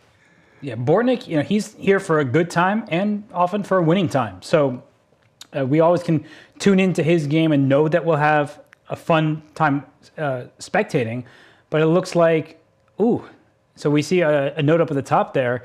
Both players blundering in this 3.5 out of 4 matchup. Oh my goodness. Should I pull that game up? Because that doesn't happen very often at this high level where players are just down a queen for what? For a rook. Wow, that's a complete surprise. So Semyon Pozarevsky blundered and Jose Ibarra blundered back. And blundered even worse. Oh my goodness. Yeah, this is that game is one where it looks like Jose Ibarra down a queen for just a rook. Still some compensation. I mean, in the sense that Black's king could be open at some point, but no, that's just blunder central in that game. Unlike the one that we have on our screen where Min Lei continues to play good move after good move. And one thing I'm considering, not my pieces, so I like to sacrifice them, is it worth giving up a rook for a knight and a pawn in the center? It does clear the space. You see that Black's knight and pawn here are doing some good work, just clogging in the middle of the board. So I would be tempted to take this knight. I think that you can play a move like knight in to c6, just attacking this rook back here. Those moves look good, but you want to at least consider this exchange sacrifice because it's not that much in the point value, right? A rook is worth 5, a knight and a pawn is worth 4, let's call it. So there's not much in it there, but white does gain complete control of the space, and here we have it. That exchange sacrifice has indeed occurred for Min Lei giving up some material, and for Hans, I mean, he's going to try to bring his rook forward, but then white can push even more pawns. I'm starting to really, really appreciate this from Min Lei's perspective. And there goes the pawn. Hans's rook is active, but it's also a bit over on the side. A move like rook here is tempting, but you have to be very careful. And Min says, don't even think about it. I mean, this is just amazing coordination from Min. All these pieces that I've highlighted in blue, every single move has a purpose. It's really, really lovely stuff from Min. And Hans is doing the best he can, giving him credit. He needs desperately to open some lines for his pieces. He brought his rook behind a pawn, and chef's kiss. That move by Min Lei, understanding that Hans' idea to gain some much-needed activity, that would perhaps give Black a chance to even play for more than just an attempt at equality. So what does Min do? He clogs the lane. Hans says, no, I can't go for that. Brings his queen back. There will be an opportunity later to push over here, but Min is taking his time and going back and forth. This queen exchange offer, I simply love it. Just really beautiful. You would think that with Black having a rook and white having a knight and pawn, that's more material for Hans. But the problem is rooks need open files, and the Black rooks do not have them. So this idea from Min Lei is really high-class stuff. But he's so okay trading queens that he even goes in here, forcing the queens off the board, because this queen is so active that I think if you just move your queen back here to a passive square, then white can try to kick this rook out, and actually that might just trap the rook. So this is a fantastic series of moves from Min Lei, who's not much better. Have you seen a more content face than what we see from Min Lei right now? That's the kind of face I put on if I do something really well. Yeah, I mean, he's just marching forward right now to the beat of his own drum, really. And it's honestly the type of position that looks straightforward. We can see that white is better, not completely winning. But if I had this position from the Black side, I might assume that I'm completely lost. And for Hans, I think he's going at some point soon to try this move to get his rook out. He instead brings his rook this way, going for some pawns. But I'm wondering how he intends to stop this pawn from marching forward if Min decides to press it, because this knight covers the queening square, and that should suffice for enough for victory. And you see Hans, he registered with him right there. He's like, oof, that's not good. No, this is knight's going to go on a merry-go-round, right? It's like a little carousel tour, and it's just going to start attacking things, and eventually this pawn is going to go through. And Min, he plays his pawn here. The idea is to get the knight out. He's actually sacrificing his knight. It's a move that I did not first calculate because it's hard to just give up your pieces like this.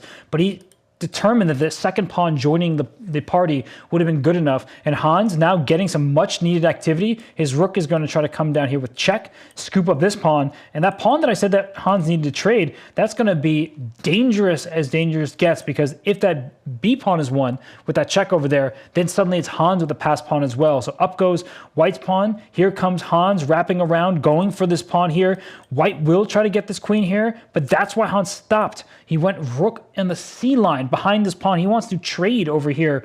So really, like, this is a really combative game right now, and Min is known to twirl his hair. I'm never quite sure if it's just like, something he does, or if it's when he's nervous. But right now I feel like this is a nerve-wracking position, because it went from much better, if not winning, to one where he's seeing that Hans has played great defense to try and take down this pawn. I've always thought that Min has probably the strongest hair growth that you can find in any man, because he doesn't seem to be affected by it in a way. Yeah, Min is like, he's timeless, right? He's got the username Wonderful Time. I don't think he's having a particularly good time right now, because he might get flagged. So Min is an elite bullet player. Hans is also really, really good at bullet. And when you have this kind of situation where you were better all game, now you just have to prove the draw, but you're down less than half the time of your opponent. And what Hans is doing well is he's not going to repeat the position. So if you repeat the position 3 times, it's a draw. So even though king and rook versus king and rook, or king and rook and pawn versus king, rook and pawn like we have now, is a draw objectively, Hans is just going to keep this going. He's going to bring his king back, and he's just going to shuffle around and try not to repeat moves if he can avoid it. And he's doing a really good job of that. At some point, after repeating twice, he'll push a pawn. But Min is super fast, so we'll see if Min has it. Oh, but rook against rook is coming, and we'll see Min has to show the speed right now. He's under 12 seconds, or he's just about there, and he's just moving around. 50 move rule, everybody. 50 moves without a capture or a pawn push is a draw. Will Min be able to get those 50 moves down under 10 seconds? Goes Min late, he's shuffling back and forth. Watch out, a rook check would have been deadly, but White is giving the checks, shielding his king, trying to trade rooks desperately. Hans avoiding it. Now Hans down to 13 seconds himself. It seems like Min is the faster player. That time advantage is shrinking. Turn after turn, that is a draw. Rooks are off, game over, split point. That was actually Niemann pulling the emergency brake. Mm-hmm. He was getting scared here. I have a proposition for you. I'm going to do it quickly now because we're going into the scores. But should we, for this format where we're doing esports rather than chess for some reason, think about removing the 50 move limit and making it maybe a 35 move limit, because it would fit this kind of game better? Or is that just so ingrained in chess that it's impossible to do anything about it? Such a good question. And I've never thought about kind of changing the rules in that way. Like, I've thought, you can add increment way late in the game, like after move 60, that has happened before. But I need to think on that one. I don't want to give you an immediate answer just because it really is, tinkering that rule could be a difference maker. Because I feel like the no increment has truly taken this game to be proper esports. And it's really found that justification for making it part of the esports World Cup and really integrating it. That's why I love the 5+0. Yeah. But I also feel like the 50 move rule is not adapted for that kind of chess. Right. It does favor the person with more time. Like, you're just going to, because 50 is a lot of moves to make. And sorry, I laughed not at anything we're talking about. I saw Duda's queen on h5, and I'm like, this is normally what beginners do. They're taught to go for the scholar's checkmate, it's called. And Duda brought his queen out over here. So I don't know. I would be so curious to know why he did this. Like, what about his opponent, or what about this game made him want to bring his queen out? Typically, everybody, we don't do that, because when black develops, it comes with a tempo. If your queen is hit, it generally has to move. So this is fascinating. It's working to his advantage in terms of the clock situation. Look at Duda. Is he listening to some music over there? He's bopping his head. He's having a good old time. Drigalo was wondering, what the heck is this guy doing to me? Yeah, this is actually not a still frame. This is really Drigalo's face. He's like, what's going on here? What is this nonsense with the queen coming out early? But Duda, I wonder how much he's played this before. Does he actually have experience in it? Is he just like sort of testing the waters? Because objectively speaking, black is doing well. Black has just developed. I got to tell you who's on the 4th table right now. Okay. His name is Arjun Erigaisi. He was a sit-out for game 1, and he's now on the 4th ranked table. Yeah, he's just, back with a vengeance. I mean, Arjun, we're around 6, so he's going to have 4 out of 5. I mean, it's 4 wins in a row is definitely almost expected for him at this stage. But yeah, now he's playing Min Lei, so the it's what we talked about even when Magnus joined late. You start winning, rattling off those victories, and then you get to play Wonderful Time. You get to play Duda. It just starts getting really challenging. But if Arjun catches fire, there's really very few that can stop him. Problem being, we talked about it earlier, he's going to be losing on tiebreakers regardless. Reason why is, well, first of all, he has the no score from one game. So you accumulate the points of the people you play. But just to make it worse, when you start out with a loss, you will then face weaker players who are then less prone to take points afterwards, and that becomes a double whammy. So he's going to be last almost regardless when it comes to the tiebreaker. It's true. So if there's a big tie, you should expect Arjun to be down on that list. And so he knows that. And that means that if he's in a situation come round 9, 10, 11, he may have to play for a win, even if the position calls for equality. And I mean, this game started kind of weirdly with Duda bringing his queen out to the rim of the board the first few turns, second turn in fact, but right now it's actually quieted down. Not a single pawn has been traded. There has been a swap of a light square bishop from white for a knight for black. In closed positions, knights are usually better than bishops, but this isn't a static position. Black soon, if you allow him, could make a move like pawn to f5. The reason why that would be good is you're trying to open up the bishop. You can also try for pawn similarly to d5 to open up the bishop. So this bishop at the moment isn't so strong, but it can improve its situation very shortly. But Duda is going to play on the dark squares. When your opponent has a bishop on the light squares, you want to play around that piece. So using the dark squares is what he'll aim for. And ooh, well, he'd actually play tactically instead of strategically. This is a big moment by Jan Chistov. He gets this push because if this pawn were taken, the opening of the E-line, rooks win stare downs with queens, and that's why Drigalov says, I will keep this status quo for now. I'll keep everything locked up. If exchanges happen, that only helps the location of white's pieces. So this is very bad news for Drigalov. So Duda has done everything he wants. He's laughing. I don't know if he's like listening to George Carlin in the background or he's just, having a good old time with his chess. But his opening has worked perfectly because it's a locked position and the knights are better than bishops. It's a little bit limited what the players are allowed to listen to when it comes to this tournament since, well, they can't be taken in talk. But I do remember back to the Champions Chess Tour in Miami back in the day where Hans, for example, said the words, the chess speaks for itself, but where Magnus was laughing so hard as he was playing because he was listening to a Norwegian comedy podcast while he was playing. That seems insane for me. I'm having a hard time focusing on the board. So, well, when I was growing up playing, people would just like listen to music, or that was the norm at the time. Because, just speaking truthfully, like at that point, people weren't so worried about people being able to cheat because technology wasn't as advanced. So people would have their Walkman, just putting on their music. Now nobody can even have like a watch on, right? It's like the rules have changed quite a lot because the world has changed, technology has changed. But what hasn't changed is Jan Krzysztof Duda being an extremely strong player, and now he's putting the clamps on here. He's just saying, you're not going to open this position. I'm just going to shuffle around for a long time. Eventually I'm going to even pretend like my knights are doing something. You're going to get a little worried. You're going to spend time, and then I'm going to use the clock as my greatest weapon. So right now, all 8 pawns are on the board for each side. So the knights are jumping around, hopping to find good squares. I mean, look at this knight. What's it doing? I don't know. What's this knight doing? I'm not sure either. Where can it go? That's going to be the magical mystery tour, but I don't really know what either side is supposed to do. But the side that controls the pawn breaks is often the side with the advantage. And here, this is one pawn break. White can push forward. White can start trying to throw pawns up where his rooks are. So Duda up about 25 seconds now, has, I would say, an easier to play position. Drigalov has done nothing, I would say, majorly wrong, but I do think that the clock is going to be the biggest problem for him. 2 minutes, 10 seconds then for Duda. It's 1:51 here for Drigalov. I'm looking at some of the other tables right now. We could say that a player who has already won, Arjun Erigaisi. He beat Min Lei already. And that's bad news for the rest of the field because that means Arjun is feeling it. And he's probably mad that he missed the first round, but it hasn't hurt him too much. Oh, my goodness. Talking about personalities that don't always match their persona on the chessboard, if Erigaisi on a chessboard can smell blood, he's vicious. In real life, he's the kindest man you could ever meet. Yeah.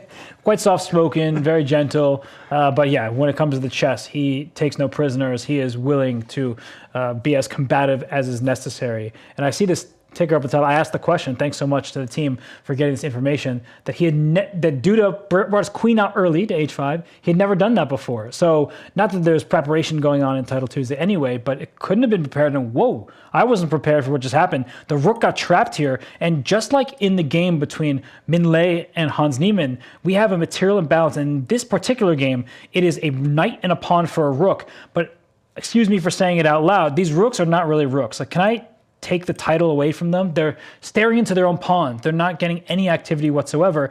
And this knight is hopping around. At some point, white can throw this pawn forward, trying to open up some more ground.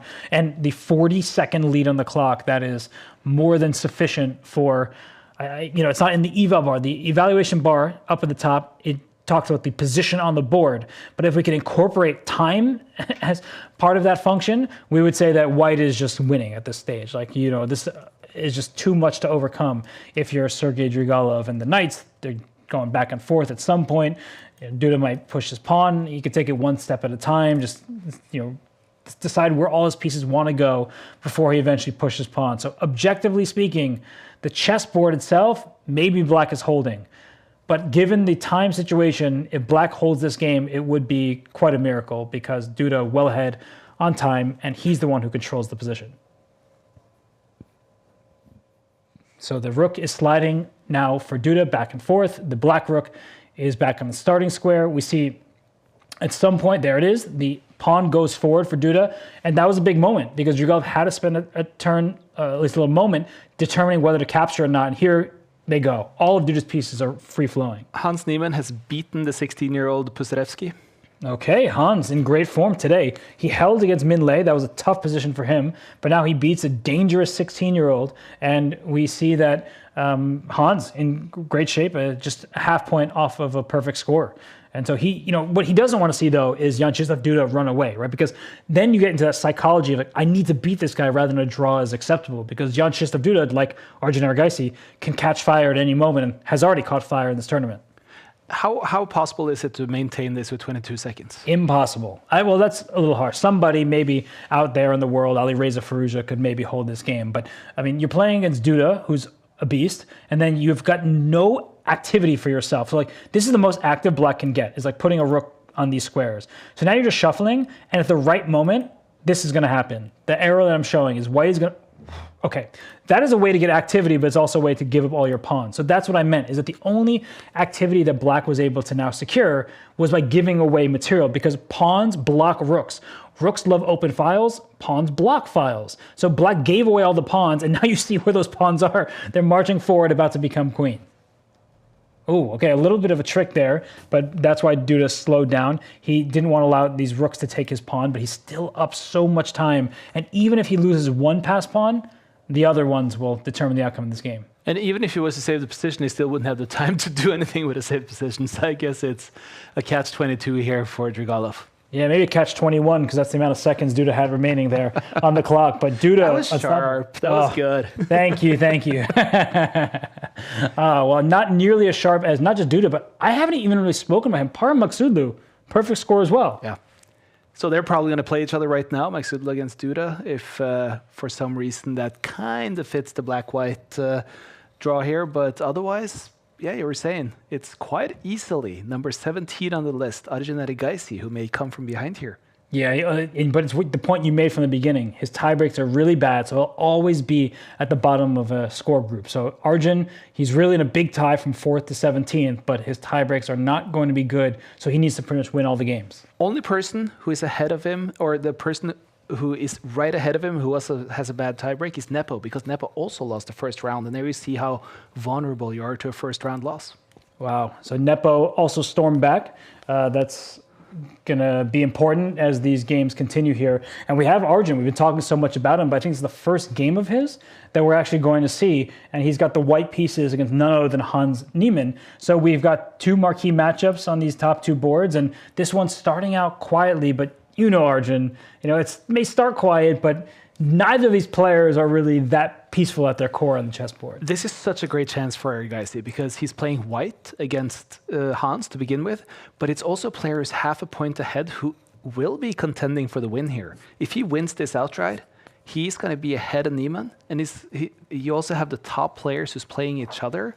This is a chance to really put yourself in position right now. Totally. And when you float up, because Hans has more points than Arjun does, Hans 5.5 out of 6, Arjun 5 out of 6, that helps your tie breaks. Whenever you're playing people with more points, that's going to be good for your end result, and especially because Hans is not done, right? He's going to gain more points along the way. So this would be a massive game for Arjun. And on the flip side, for Hans, beating Arjun with black potentially, that would be just so big for him and his confidence the rest of the way. But I do like the start of this game from Arjun's perspective, because Arjun has bishops that are staring across an open board, and X marks the spot, but here these are the diagonals that Arjun is working with, and he's rerouting his pieces. And this is what we call a hanging pawn structure in chess, where these two pawns here in the center, they can be really good, but they can also be weaknesses. And you see Hans, he's not really thrilled with the position. It's dynamic, but it's also loose. And if you ever push a pawn, say this one goes forward, you hand white this critical square. So these pawns, they often like to stay where they are until the exact right moment, and maybe it's worth considering in the future a strike to open up this really long diagonal. But the hanging pawn structure is something that really very few people on this earth, either past or present, have perfected. Such a difficult strategic idea of how to use these pawns. And Hans is doing well right now, improving the location of his pieces, but at some point or another, you're going to be tempted to push something. You don't want to sit forever, but sometimes sitting is actually the best practice.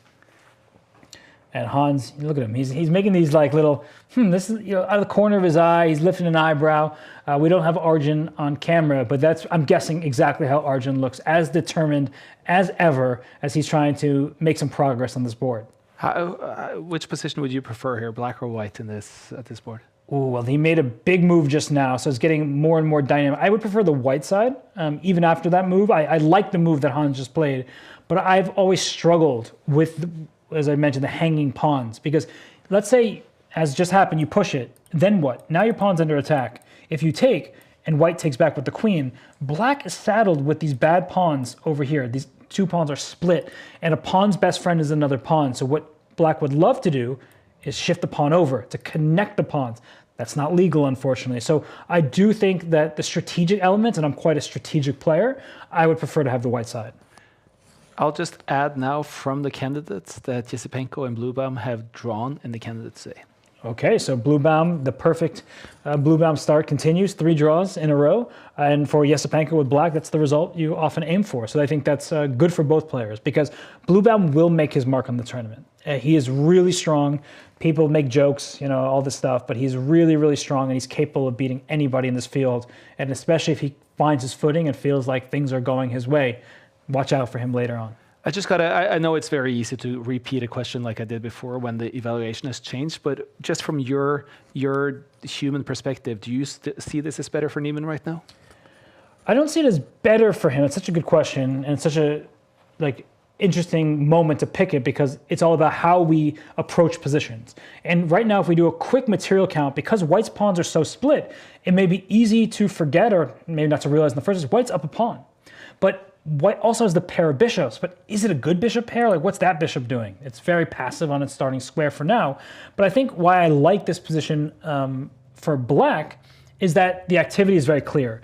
When your opponent is a dark square bishop, I'm kind of hammering on about this, use the light squares. Look at all of black's pieces, on the light squares. We've got some really well-situated pieces. Perhaps this is a move you don't take for granted, but you could have pushed his pawn to keep that control, but instead he trades queens. Even after the queen trade, your dark square bishop is useless. It's not moving anywhere, and the activity that black has, that's worth the pawn that's sacrificed. So I do think that at the moment, Hans is doing quite well, but that could change quickly. Minlay winning his game after getting the loss to our Argentinary guys earlier. Needed bounce back. Still though, I feel like Minlay being a point and a half back, it's too far right now. It's going to take something magical for him. When you have to rely on other people to start doing the work for you, that's when it becomes problematic. So Min needs, let's say, Parham to stop Duda, but if Parham wins, then he's still perfect 7 out of 7. So you can only rely on people so far, but at some point, Min needs to hope that he wins and then catches up and beats the players in that score group above him. But Hans is playing really excellent chess right now. Whoa! Okay, Arjun he's picking up the gauntlet here. He sacrificed his knight in the center. I really wasn't expecting that. I was mentally trying to figure out where the knight should go. But the whole point is that after they recapture in this direction, you see that this rook, it becomes red, it's smelling blood. Both knights are under attack. I love the look from Niemann. He put on a little hat. He was like first going like, what is going on? And then he put on a little half smile. And it was almost like there was recognition in that half smile. But something's happening here. There's a big check here that scoops up a rook. It's an exchange, but then there will be a counter fork. So that's what Hans is evaluating right now. And I think he's going to properly assess this because the position now is clearly favorable for black. I mean, it's not winning just yet, but it's favorable. And even though the bar, I see it shifting, I still think that plenty of black's moves are easier because this pawn is loose. There's a check down here that could be really annoying. This move, good one from Arjun. He's like, take my pawn in the center. It's not the most important thing going on. I need the activity. So this rook, it's a knight, hits a pawn. If this pawn goes off the board, just like with rooks, bishops need open diagonals. Soon this bishop can start staring at the black side of the board. So, I mean, both sides are playing this in an enterprising style, but I like that Hans is playing this quite quickly and he's navigating the complications well. It's a really entertaining game to watch. Yes. It's one of those where you feel like this game in a 1.5 against 1.5 no increment type game, it creates so much entertainment. Oh, absolutely. Because, we can say, oh, it should be equal, it should be this, should be that. There are no should be's at this stage. And the only thing I see is Hans Niemann bopping his head, dancing. Maybe he's got some music going on in his brain, but he is looking for a way to capitalize on his activity. And there it goes. In comes a knight. The pawn is defended for the moment, but black is ready to kick this knight away to remove the guard of this pawn on f2. So this is critical. This pawn is loose. I'm just going to put them all in blue at the moment. There's a bunch of loose pawns here, and it's white's turn. He could actually capture, but down goes this one, and then this one. Black is suddenly up a pawn. White has the easiest pawn to push, let's call it that, and I've just said earlier, it's about pawn quality, not necessarily quantity in these endgames, but now black does have an extra pawn. There's this pawn that can run at some point. The king is active. A check can come. The black king can enter. And if the white pawn pushes too far, the black will get behind it and scoop it up. So I do think that Hans has great chances. I think that practically speaking, he should win this game because now, oh, there's a check. Oh, what a find by Hans Niemann. If the king slides up, there is a fork along the third rank. So you actually cannot defend this pawn that's loose. There's a fork right here. Can't defend it. And Hans is so alert that he didn't take a pawn that was immediately hanging. And there he goes. I think he's got some Bee Gees on, right? He looks like he's staying alive in this competition. And he just is dancing. And he's going to dance his way to what should be a full point. The hope that Arjun has at this stage is if he can sacrifice his knight for both of these pawns, rook and knight versus rook. That's a theoretical draw, but not when you're down to your remaining few seconds.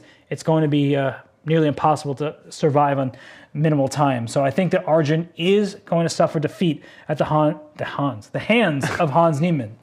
The Hans of Hans. but still, though, I mean, I love how dancing can illustrate the evolution of a chess game. Because right now, the amount of dancing that Niemann was doing was pretty close to the eval bar. Whoa, what was that all about? There was one opportunity there, I guess, for Arjun made both players miss something. But right now, after a mutual blip, it seems like Hans is bringing his king in, and yeah, that should be it, because this knight is going to come here, this rook is going to deliver the checkmate. Game over. And that means first loss that he actually played today for this man, because he forfeited the first round. But let's move over here to the young Faustino against Kravtsev. Oh, we're in a time scramble. So Fausti, he has the white pieces up a pawn, but unfortunately for him, he's down a few seconds. We know how good he's a bullet. He beat Magnus Carlsen in Bullet Brawl. Kravtsev not known for his bullet skills. Red on alert, high alert for both players. In particular, Kravtsev, he's going to be down on clock soon. But Fausti needs to keep up the pace. Checks are good. They force the king back. You might not be pre-moving the king. Here comes the check. Here comes the pawn, and that's it. White is objectively winning on the board and now on the clock. The queen appears. Look at Fausti's eyes darting left, right, up a rook. Is he? And Martin Kravtsev eventually loses on time, but he's also lost on the board. That was it's just so brilliant to see how his mind works and see his vision, see how he's actually managing to even take that extra second of, oh, I got to think about this position. I'll spend a second on this one. Yeah. And then he's on the pre-moves for the point one. It's amazing. And I think he had like a brilliant symbol behind him on the wall. I don't know if you saw that. It looked like 2 exclamation points. So for Fausti, like he's complimenting his own play through and through. He's, you got to back yourself. And he quite literally has what's behind him supporting his chest. And here we have this is a monster matchup between Duda and Lazovic. I guess Duda drew against Magsudlu. He did. And that means that we have 3 players now in 6.5. It's Duda, Niemann, and Magsudlu. Okay, so Hans does join the party after his win over Arjun. Lazovic would like to leapfrog Duda. He'd have to beat him in this game.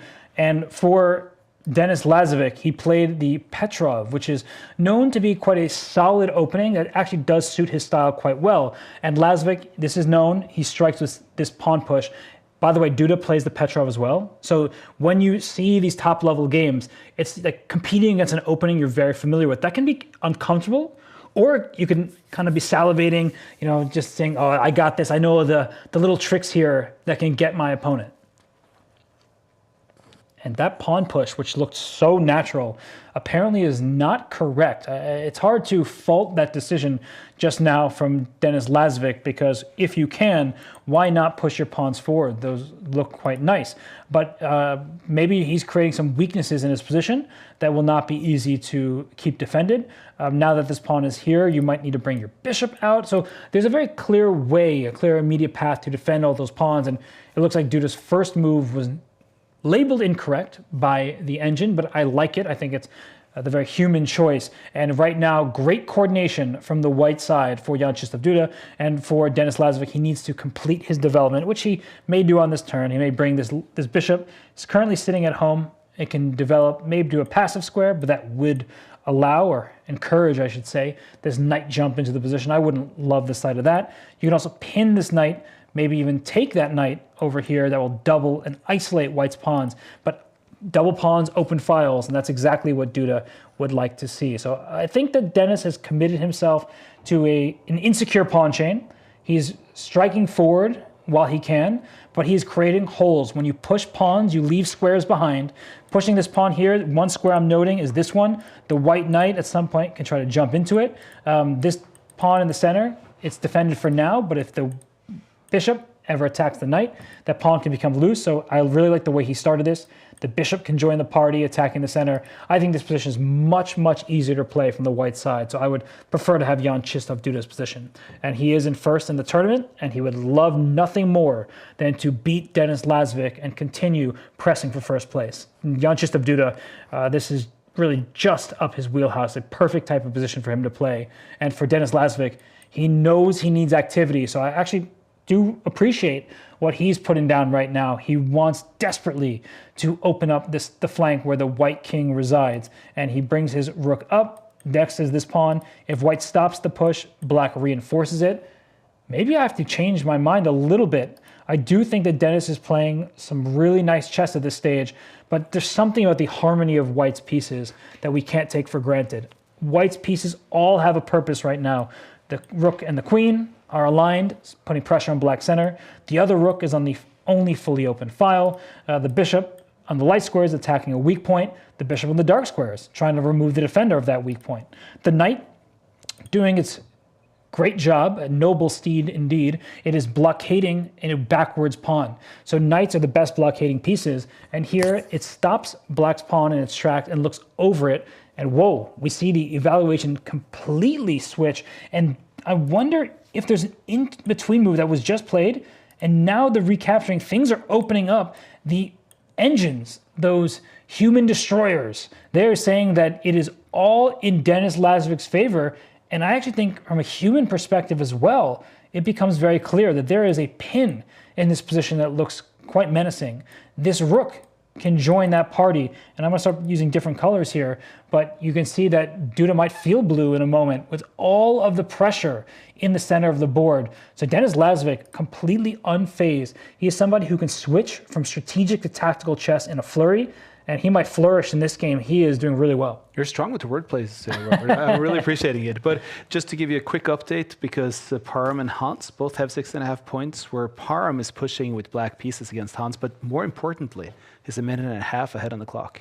Parham, Yeah. okay. Parham is doing some serious work. We in the final stretch of this tournament, we'll definitely look into Parham's games because he's a great player, even when he's not in a specific tournament. But in this tournament, he's been only stopped by a half point from Jan Krzysztof Duda. So Parham, that game looks like still quite a lot of life left to it, but yeah, he looks like he's in great shape. Yeah, and right now we just saw Hans equaling the position on the evaluation bar, but still, it's the time advantage for Parham. Always have to factor that in. Like in this game right now, we say that Black is doing well on the board. Black also has a little bit more time, but I will say that while the Hans game against Parham, that's going down into the end game stages, this one is much more life left to it. And I do want to remind myself more than everybody, not just because I'm selfish and I only care about me, but I forgot for a second that in this game, Duda is actually up a pawn. So if he is able to stabilize, to keep that knight that is pinned defended, and then move his queen out of that pin, he may find himself very soon in a better position. It's hard a couple moves ago to maybe believe that, but I think Duda believes in his chess. And right now he should believe in his position because he's just trying to trade off pieces.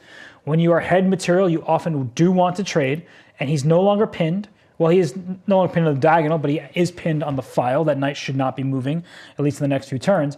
And also there's a problem down here. So the knight is kind of stuck for now, but it's ultra well defended, and that's a good move from Dennis. I love these little tidbits of statistics that show up at times. So Duda and Lazovic, their internal record is 11 wins for Duda, 8 draws, and 13 wins for Lazovic. It does surprise me. I know how good Lazovic is, but it still does surprise me that he has a head-to-head win against Duda.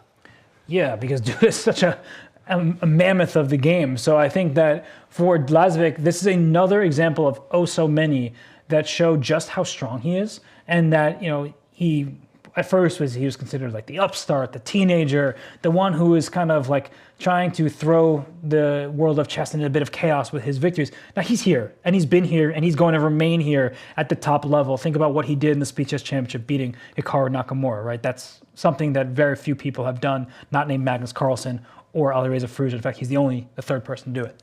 And I was so impressed with him as well, because I remember the kid that showed up for the Champions Chess Tour final in Toronto some years back. When he was a surprise qualifier for that one, he was quite shy. He was a little insecure with the language, with just playing over the board, because we got to remember, I mean, he's a Belarusian. He has been heavily affected with the war and and his chances to play over the board tournaments. And he's playing most of his games on a computer, and then showing up playing over the board to seeing the Speed Chess Championship, the vocal, outgoing, socially strong, and so confident Lazovic we have right now. Yeah, and he honestly shared more than most chess players do about how playing in person, like there was that psychological edge that he felt he didn't have. But he's a growing individual, right? He's still quite young.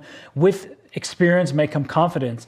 And well, I mean, this game, speaking of experience, I think Duda did the experience thing of giving up his queen for a rook and a bishop, because right now, quick material count, Black has a queen, White has rook, knight, and 2 pawns. Whose king is safer? That's up for debate. But this Black king is out in the open, hard to get to it. The White king looks surrounded by pawns, but it is vulnerable in some diagonals. Only one side has a piece that moves diagonally, that's the Black queen. So if this Black queen, I'm just gonna draw some random arrows, can get here, or now where it's trying to go, well, this is dangerous all of a sudden. You see Duda, he's running for the hills, but he walked right into something that should not work, because look at what Lazovic did. He zigs and zags, and he keeps the White king in a mating net, and I think that's game over. There's nothing that White can do, maybe give up a rook or something, that stops this checkmate in 1 threat. And if he pushes his pawn, it's going to stop checkmate in 1, but walks into checkmate in 2. And you can see it on Duda's face. It's registering. He knows that he is not walking out of this alive. Oh, and his time is going down. He was using that. He's in disbelief right now. He is just beside himself. As we see the top, Jose Martinez, Jocelyn wins to go to 7 out of 8. That's somebody who's going to leapfrog Duda if Duda does in fact lose this game, which it looks like he's about to. And also Max Hudla and Niemann has drawn. Okay, so they drew, which that's the best news possible for Lazovic. He's going to jump into a tie for first place. And Lazovic, I mean, he is pouncing all over the white king right now. There might even be a time where he gives up his rook for a knight. But actually, Lazovic, he hasn't won the game yet, and now he's down to 16 seconds. So Duda is fighting this brilliantly, I should say, and he could even take a pawn over here. He didn't do that. He was worried about his own king. But at some point, Duda just needs to put his foot on the gas pedal and say, I'm going to objectively be worse this whole time. Let me just try to flag you. And Lazovic down under 10 seconds. He avoided a fork on the back rank. He has to watch out. If a check happens, it lands there, that would be a win all of a sudden for white. He's a draw by repetition. That just happened. The time saved Jan Krzysztof Duda. Wow. Oh my goodness. And that's why you want to have a lead on the clock. But was it? I mean, yeah, 7 seconds left. I guess there was no chance of actually going into it. The coordination is what saved him. Like Duda put all his pieces on like annoying squares where they all protected each other. So Duda, we used that word experience before. Just when I was writing him off, I think he was writing himself off. He was able to survive that game, and now he's in that tie for first place. Denis Lazovic still a half point behind. 5 players with 7 points. Nepo. Yeah, he's back after losing the first game. He's roaring back. I mean, he lost game 1. Oftentimes people they withdraw from the tournament after losing the first game. But Nepo says, "No, I'm hungry for overall victory because he wants to qualify for the Esports World Cup." Yeah. Hospam, is that Jose Martinez? Yes. Yeah, Jocelyn up there as well. But I think the connection to the Esports World Cup is what keeps someone like Nepo in the field. You get points for the top 10 finishes. So for Nepo, who in Title Tuesday's past was that I'm not having a good day, I'm just out of this.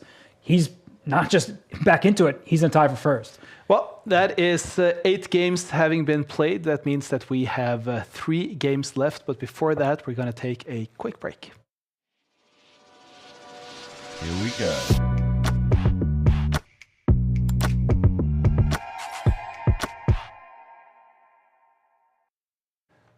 I promise you guys a quick break. Couldn't have been much quicker, could it, Robert? You were, quite literal with quick there. I thought also there would be a couple minutes, we'd stretch our legs, but no. Hey. The more chess, the better. I was going to say, this is Toto, we're not in chess.com anymore. we actually do quick breaks. Well, this is the quickest that I've had, but I'm glad to still be looking at these names on the standings list here because we have 5 people in a tie for first, but that next group with 6.5 points, they also have a legitimate chance at ending up in first place when all is said and done, and some big names there as well. I wanted to add from the candidates that Anish Giri has drawn Hikaru Nakamura with black pieces, so Hikaru with white against Anish. That's a tough win with white pieces. I mean, Anish is such a good foundational player, isn't he? Yeah, I mean, there's all these jokes on Anish drawing all his games, but it's just true. These top players are hard to beat. But the jokes are funny because he reacts. Yes, and well, he did draw all 14 games, but it wasn't for lack of fighting. But I think for Anish Giri, it's a good result, at least on paper. But the position he had was one where he was, if anyone was slightly better, was him. So, I mean, he's got nothing to complain about. I want to show you the position here from Prag and Sindarov. I mean, a lot of pieces left on the board. What can we read from this? It looks like a Title Tuesday game. They both are around 5 minutes remaining. And considering it does look like it could be a Title Tuesday game, I don't even know who that favors. This is a true toss-up to me, and it's been that way for a while. I did think that Black had some good chances, but Sindarov still remains a piece down. So White has an extra knight. Black has 2 pawns, but White's king kind of has found some shelter. And if Black plays imprecisely for a couple turns, selling that extra piece makes its mark. Right now the pieces are very passive from the white side, but if the queens come off, for example, then the activity will be there. So interesting with these 2 young guys. I mean, we have the Prague, the Ramesh-trained, very, very foundationally strong young star, but then Sindarov, who was saying for a while, and this is just going a year back, well, I kind of prefer freestyle because I don't have to do homework. I mean, he has taken such leaps and bounds in his classical chess lately, and just his preparation and his work towards the game. Yeah, he's still, they both are kind of kids. Kids don't like to do homework, but what they end up realizing is they can be quite good at their homework. And so for Sindarov and for Prague both, part of what they do so well is they take their opponent out of their homework. And when their opponents are more seasoned players who are used to a certain style, he played against Anish Giri Prague. He played into Anish's chessable course. And Anish didn't follow his own words of advice. Was that because he was secretly hoping that they would only study that? No, I think he knew that Prague was so well prepared. It was a risky variation, so they're taking their opponents to treacherous waters. But not the problem, the brilliance of this game here is that they're both doing it to each other. They're like just swinging at each other, and wow, that looks like a swing and a miss right there. Pragnananda pushes a pawn that can be... he's just giving his opponent a pawn, but he's trying to get breathing room for his pieces. So I understand why he did it, but I also understand why it's a mistake, because it seems like the white king will still be in danger, and in fact, there are going to be more avenues of issues for the white king, and now black gains a third pawn for the sacrifice piece. But this was just the 33rd move. So there's still quite a bit of moves left before the time kicks in, and they're playing 4 against 3 minutes. You're saying this looks like a Title Tuesday game. It's almost playing with the pace of a Title Tuesday game. Yeah, that's what happens in Candidates Tuesday. Is like they're going to get down to 4 and 3 minutes. They're going to scramble. They don't have increment until after the new time has been reached, move 40. So yeah, they're making dubious kind of moves just as an attempt to reach the time control and also confuse the opponent, because Sindarov is also down to 3 minutes 45 seconds, and if he makes a mistake here, it flips right back and forth. So I do think, and there it have it. That wasn't the best recapture. I still think black is doing very well. I can't criticize Sindarov's move, but that wasn't apparently the best recapture. You could obviously watch that yourself on just pulling up the game anywhere right now that's being played in the candidates, but it's nice to be able to talk about chess and everything that's happening at the same time as we're doing Title Tuesday. It's not necessarily just focus on the games that are being played here, but if we move now towards what is truly happening with the Title Tuesday. We have 5 players with 7 points so far, 7 out of 8. Who's your favorite among the 5 now? I said Duda before, but that game, that was shaky. Yeah. But then again, when you survive shaky games, that actually almost makes you believe in you. Because it's not just about winning the games, it's how you do when your back's against the wall. And so, it's hard to pick between those. Those are all monster names. I think I'm going to stick with Duda just because I'm trying to be more consistent in my life, Yeah. So I'll stick with Duda. What about you? I just have this. First of all, I have this feeling about once Mike Sudler starts rolling, he becomes he's such a form player, it seems. Yeah. And once he's on, he's so extremely on. So I'm gonna actually go for Parham on this one. Well, Parham might be on, but we've got Jan and Jan Chistov in this one. So we have, but then we have a London system. How could they do this to us? How could you give us this heavyweight clash and not get us into some sharp Sicilian where both players are sacrificing all their pieces, going for checkmate? Instead, Jan Chistov, he's kind of like living up to his current look. He's professorial. He's saying, I'm going to play for small advantages, maybe gain a little space, control some key squares. Where's that rebellious Jan Chistov? Someone get him like a long hair, rock and roll. I want them to start playing some sharp Sicilians. But now that we're here, and I have no other choice but to talk about this position, it's an opening that White is trying to kind of minimize risk. And White has, Jan Nepomniachtchi doesn't mind playing risky chess. He pushed his pawn 2 squares. The reason I reacted that way is whenever you push your pawns forward, they become easier to chisel at. So White can push the pawn in response, immediately putting pressure on what could be considered an overextended pawn. So it looks like Jan Chistov, he just castled. Duda's got his king safe. Nepomniachtchi, he's looking to do the same. But for Mr. Duda, I keep wanting to say Jan, but they're both, one's Jan Chistov, one's Jan. But here, Duda's bishop here stares in both directions, so that piece is looking pretty good. The bishop over here, for black, is sidelined, not really doing all that much.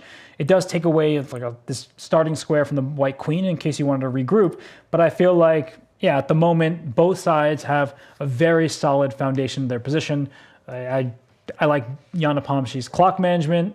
I don't like that choice by him. He gave up his bishop, and now White is going to try to get maximum control over the light squares. Don't be surprised if something like this happens at some point where White just aims for the black queen side. So I think that, so Jan Nepomniachtchi, I don't know if he's just playing for a win because his tie breaks are bad. Like, that might be part of his calculus, is that his tie breaks are bad because he lost the first game, so he's going to try to beat the players who he fears will continue scoring points. I'm going to say something slightly politically incorrect. You do your country or your country such injustice by pronouncing names so well, Robert. Because usually Americans tend to Americanize every name, and I've been paying attention to this all over. You have such specific, good pronunciations of the different names here, so I'm impressed with that. I appreciate that, and it's something, whenever I commentate, especially if I get to speak to players beforehand, I ask them to pronounce their name for me.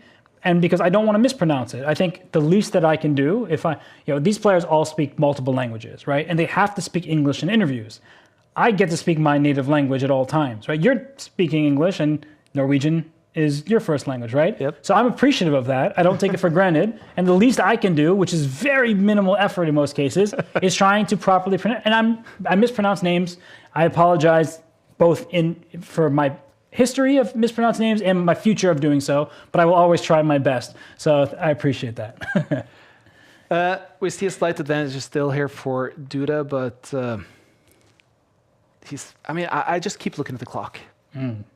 Just 1 minute seems so significant at this portion. I feel that's what we took out of EWC when we had this the first time. It was just Magnus realizing that this part of the game is where he gets decided, and it's usually about being that minute ahead on the clock. And Jan Nepomniachtchi was pretty much born with that thought. Like, he does in classical chess as well. He's speedrunning, and he's a gamer. He loves all sorts of games. But, there's got to be a sacrifice. The bar always helps in this case. I might be starting with this move here. It's actually not the way that Jan Nepomniachtchi would have thought the sacrifice. Duda spots it instantly. He doesn't have the bar at his disposal, so he's just spotting tactics where they're available. The point, everyone, is that this pawn right here, that's an overloaded piece. I'm going to put in yellow, but really it's red. It's got a stop sign there because rook takes pawn is going to devastate Jan Nepomniachtchi. If the pawn captures, well, that's pretty simple. The rook takes, hitting the queen, hitting the knight. If the knight takes, I am still going to pull a Levi Rosman, Gotham chess, and sacrifice the rook! Because once that rook slams down on that square, this poor f7 pawn, often considered the golden pawn in chess, is protecting the king, it's protecting the center, and once that pawn is removed from the equation, down goes the knight that's going to land on where the bishop is, where it's going to capture, and then down goes the black king. So for Jan Nepomniachtchi, we were praising his speed, the way he's able to maintain a lead in the clock, but his blessing is his curse. Sometimes he plays too quickly, and this was a pretty critical moment. Critical moment, it was also in the candidates day. It was 4 minutes for each player with 7 moves to play. Well, one person managed to maneuver a lot better. Yavakir Sindarov has won the game against Pragnananda. Wow. And that is massive for this candidates tournament as well. But look at here. I mean, I'm looking at this game. I will table my thoughts about Sindarov because I do think that you asked me this question. A lot of people have asked, in general, who is a dark horse? Who can really do this thing? And, in this game, it looks like Jan Duda. He won. Game over. We know what happened. The candidate still has, my math serves me well, 11 rounds to go. And in this tournament, we still have games, Jose Martinez, Hans Niemann, but for Sindarov, he's on the rise, and that means you can't place his level, right? With someone like Fabiano, he's a star. With Hikaru, what he's capable of. The truth is we don't exactly know what Sindarov is capable of. We know that he's capable of successes. He's proven that at the World Cup, in freestyle chess, and all sorts of events. But we don't know how high that ceiling is, and he is crashing through. I think it's been interesting to hear some of the comments made by Nudirbek Abdusatorov actually about his countryman and his good friend, about how he kept talking about this extreme potential. He just wishes that Yavakir would put in the work, in a sense. Well, the man is putting in the work right now, it seems. Yeah, he is. He is really putting the work. And I mean, while he leads 2.5 to 3 with Fabiano Caruana, there's still so many games remaining, so much pressure on. And I just, for the first time, glanced up at this position.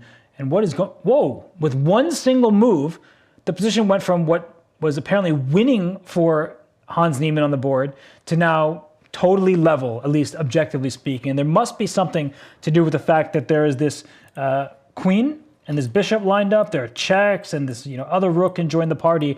But Hans backs it up to g8, that bishop, and the king for Hans it's kind of like stuck in a little bit of a little net there. It's very difficult for Jose to get to it. But if a couple checks land there, the king could be in trouble. But for right now, the material is suddenly, it was even for a turn, and Hans sacrifices a knight, but that's because there's a rook loose over here. So both players are playing in a fascinating style. It's really hard to assess this position, especially trying to incorporate the clock. So it's black has a rook, white has a knight. That knight is a stallion in the center. That's a really imposing figure. But the black rooks can cause some serious problems for the white king. And apparently that was a terrible move. So why is it bad? I'm not 100% sure, but maybe it's the black queen will then try to deliver a checkmate, and Hans is playing this passively. He's done this now for a couple times, where instead of going full steam ahead, going for the crusher, he's keeping his queen in line with his pawn, which makes sense because you would not want to give up this pawn where your black king is exposed, but black would have been able to try to checkmate the white king first. And now, about even in the clock, the evaluation apparently is level. I don't really believe in that. It looks way too complicated for me to just chalk up to equality. I'm already looking at moves like this. My queen's under attack. I'm going to attack your queen in return. That looks really fascinating at the moment. It could be a mistake, but I think that this actually is a move that allows white to regain some of the lost material. It has been played. Now, Jose down to 30 seconds, whereas Hans is 55 seconds. That's going to play the biggest role at the moment. So unless Jose can find some kind of draw by repetition, I think he's in some huge trouble right now. 50 seconds for Hans Niemann, 25 for Jose. Nice move. Rook up, attacking the queen. The queen slides forward. The white king will be in some danger if this check can land on the board. The black king looking safer. Knight moves here. That looks very odd because the black pawn can now push. And if that pawn pushes, it does. It looks like Jose's going after the queen. So yes, black can get a second queen, but the first one will be lost. Then there will be checks. That looks too complicated. 30 seconds now for Hans Niemann. Jose Martinez down to 19 seconds. He is actually causing some serious problems for Hans at the moment. He drops it. It's winning for white all of a sudden. There's a check here, and this pawn can be picked up. That wasn't the best move. I'm not sure what would have been better in that stage, but he brings his rook up, but now the pawn really can promote, but pieces are flying off the board very quickly here. Second queen appears, first one is gone, there's a check available. No, instead of recapture, it looks like white objectively is doing okay, but the players, they're going back and forth right now, trying to find a way in. Is Jose Martinez. The knight goes forward, the knight goes back. What's the winning plan? I don't see it at the moment, but maybe there's going to be rook takes knight. That probably is going to be the crusher. The pawn is gone now. Now the knight is also gone. Black up 2 pawns. Try and trade queens is Hans Niemann. He's up maybe 0.8 seconds. Right now the queen's active. Oh, there's a check. The king has to go. The king has to go again. More checks. Now the queens are off. That should... Oh! 0.2 seconds. But it was 0.7 against 0.2, and just he could not find the legal move here.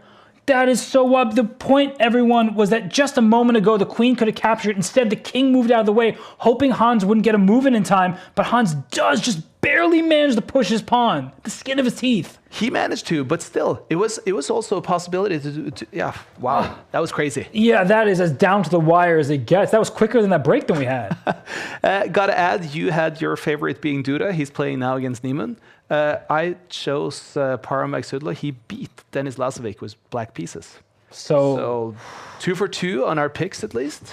And does that mean we've got a 3-way tie at the moment? Right now, I'm gonna find it for you completely. It's a 3-way tie. It's Duda, Niemann, and Magsudla.